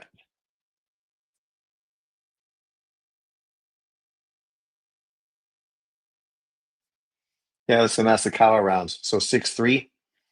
20 years ago, Kind West, Maroon 5, Sierra, John Lennon, The Killers, Green Day, Franz Ferdinand. That's the only person I'm not really familiar with. Gwen Stefani, My Chemical Romance, Kelly Clarkson, The Black Eyed Peas, Arcade Fire, JoJo, Rihanna, Fall Out Boy. I'm not sure if I know them. Keen, I'm not sure if I know them. Akon, The Game, Soldier Boy, and Block Party. I don't know if I know them. But overall, look at the fucking difference. 20 years ago, fucking Rihanna. Arcade Fire is great. Black Eyed Peas, obviously super popular. Kelly Clarkson was a star. Not my cup of music. Gwen Stefani, what a fucking sexy bitch. Green Day, huge. The Killers, great. John Legend, great. Sierra, Maroon 5, Kanye West. Kanye West, right? Just the fact 20 years ago he was number one. The rest of these people, the number one artist, I don't know who the fuck it was. So how good can they be? But round 10, obviously we're getting into the big rounds. For Inoue, I think to win this fight, he's going to need to win these three rounds. And then on my card, it would be 6-6. But that's my card. I don't know how the other judges have it. If he wins the next three rounds, potentially that could maybe be enough for him to win on their cards. I think for Nasakawa, one more round in the bank, and he's pretty much solidified the victory, but you never know.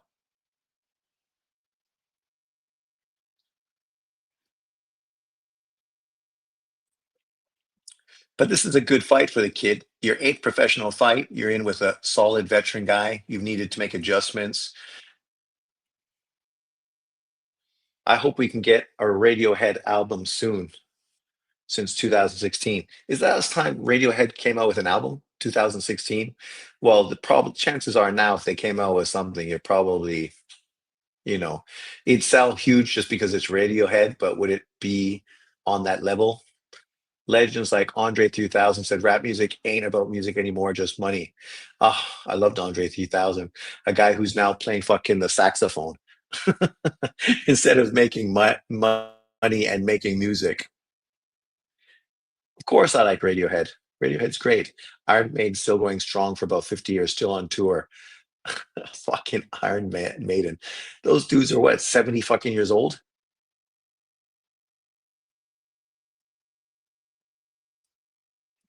You got them on the ropes. Open up on them. That's something we haven't seen so far today. Neither of these guys are getting put onto the ropes. Mind you, neither of these guys are knockout punchers. So, oh, sorry, plays the flute. I knew it was fucking some wind instrument. I tried to listen to some of his music. I'm like, man, who's gonna buy that fucking album? I like Andre 3000, but I wouldn't spend 10 cents to fucking buy that shit.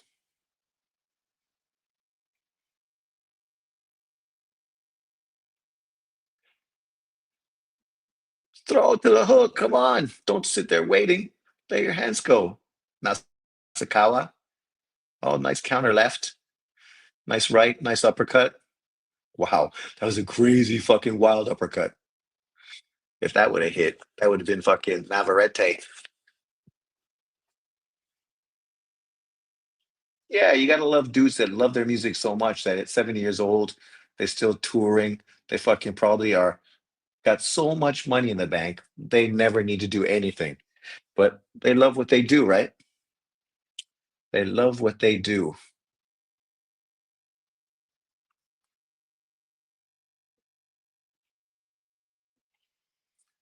Nasakawa's getting winded. Two more rounds to go, kid. That round was close. I don't know who will get it, but because I'm fair, I'll give it to Takuma. So after 10 rounds, I think it's 6-4. 6-4.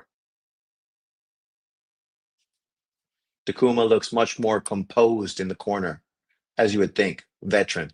Been 12 rounds fucking a million times. Is Offspring still good? Been a while since I listened to them. Well, if you listen to old Offspring, it'd be great to reminisce, right?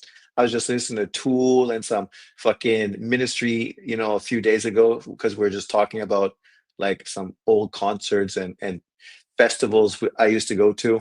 and then it popped up and went focused on somebody. Oh, good combination, good counter fucking shot. Oh, look at that. Three fucking uppercuts from Takuma. Takuma's pushing. He thinks Nasakawa is tired. And he just might be true. Oh, those uppercuts. Nasakawa is fucking open all day. That's why I said if Takuma's inside, he's very effective against him. Nasakawa's got his hands like this. So the uppercut is just fucking waiting for him. Lead singer of Iron Maiden is Pilot Actually Flow US back from Afghanistan. I'm 27. I listen to a lot of old artists. I get clowned for listening to old stuff. But old stuff is the best. All the best music is old stuff. You can go all the way fucking to the 60s, 70s, 80s, and 90s, and music was fucking great. Historic, legendary. Like, you look at the best albums of all time, right? Let's go. What are the top 25 best albums of all time?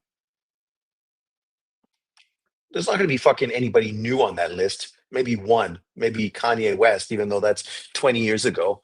I mean, fucking Billie Eilish, you think she's going to be on that list? I fucking doubt it. Beatles, Beach Boys, Marvin Gaye, The Beatles, Nirvana, Fleetwood Mac, Prince, Michael Jackson, Kendrick Lamar. That's like the most current one, 2015. The Clash, Bob Dylan, Radiohead, Lauryn Hill, The Beatles, Miles Davis, Pink Floyd, Velvet Underground, Joni Mitchell, Zeppelin, Bruce Springsteen, The Rolling Stones, Stevie Wonder, Beyonce, 2016. So we got two albums that are pretty recent. David Bowie, Amy Winehouse, right? That's the top 25. Even though Amy Winehouse is top 25. Okay.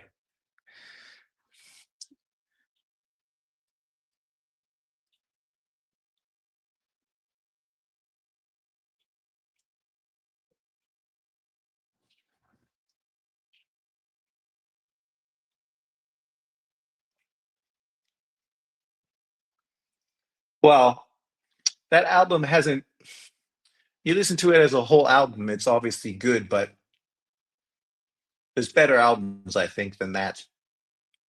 I think the best Pink Floyd one is Not the Wall.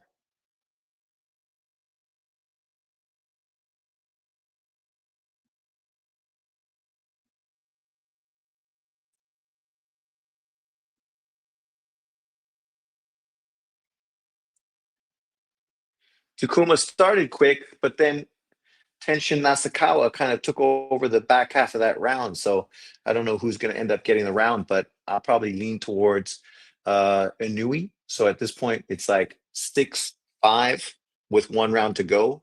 Potentially, Takuma could tie it up. I mean, fittingly, a draw, right, would be probably, what do you call it? Like the thing that makes everybody happy because Inui fans wouldn't be sad or too upset, and Kenshin Nasukawa fans would be like, then you could do a rematch, right?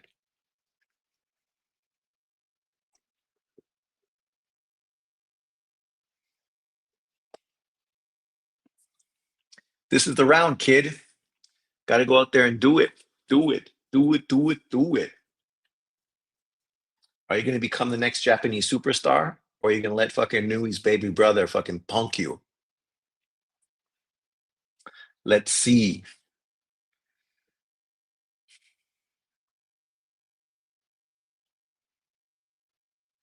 Don't need big fucking haymakers. You need tight, short shots. There you go. There you go. Nice shot. Nice counter left.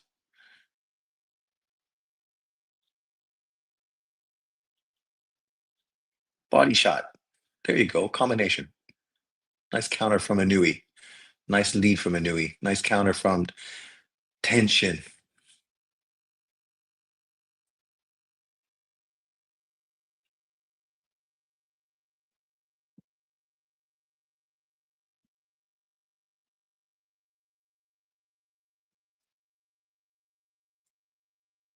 Good body shot. Good right hand. Nasakawa.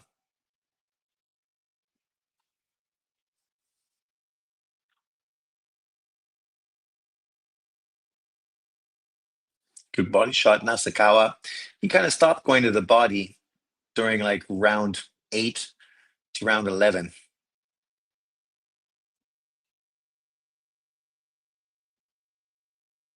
The way this round's going so far, I think Nasakawa is edging it. Is Inoue going to try to push? Oh, my favorite fighter.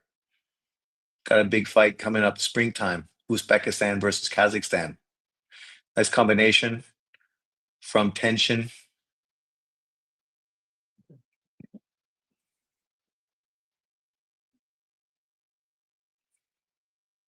You got him on the ropes. Throw something. Yeah, he's on the ropes. There you go. He's throwing away the round if he sits on the ropes. Oh, good left hand. Yeah, that's a bad move from fucking Inoue. I don't know why he's sitting on the ropes. That's the first time today anybody's been on the ropes. On the inside, you definitely should tie Inoue up because if you take away the inside fights, you definitely have the lead on him for sure.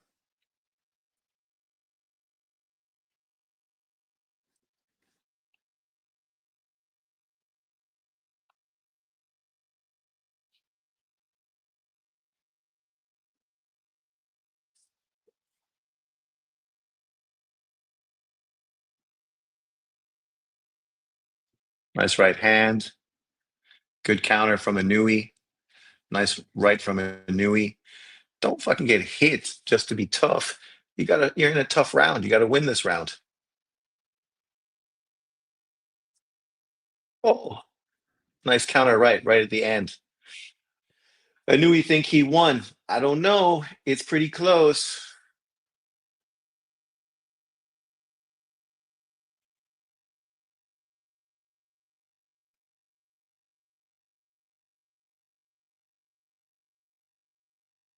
Is there open scoring? So they think Inoue won on open scoring that I missed out on?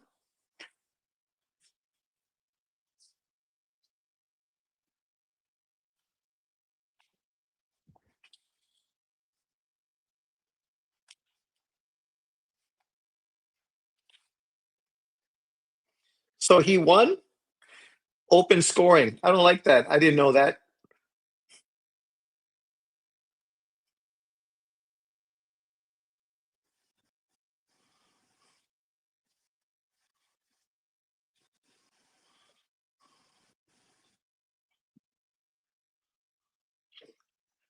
I thought Tenshin Nasukawa won 7-5.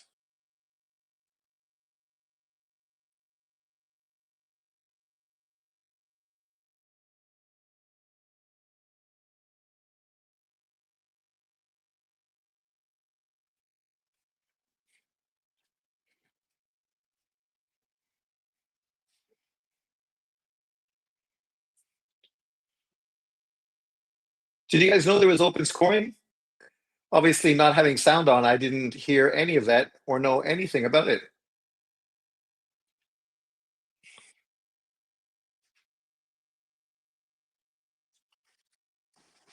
They look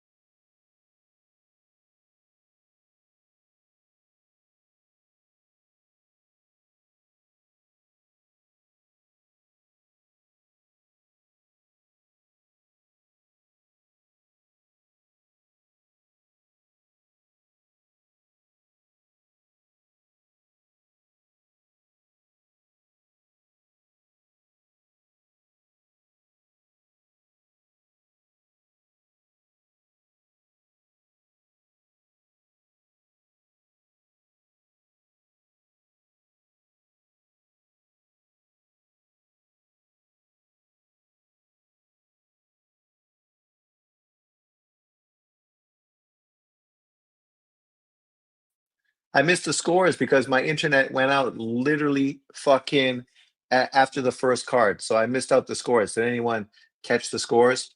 I think 116, 112 for Inoue. I think that's too fucking wide. I don't think Inoue won 8 rounds of the fight. I don't think Inoue won 7 rounds of the fight. Like I was saying, if Inoue won the last 3 rounds, I could see him getting a draw. But I don't think he won 3 rounds. I thought he won two. But yeah, well, fuck that stupid bullshit. Fucking internet killed me. I need to go walk the dog. So thanks everyone for jumping in. It was a fun live, even though I had internet fucking issues, which were a complete ball bust. But overall, thanks everyone for jumping in. It was a nice Monday of boxing, but Lily's going, come on, let's go. So thanks everyone. I'll see you next time. Peace out and enjoy your week.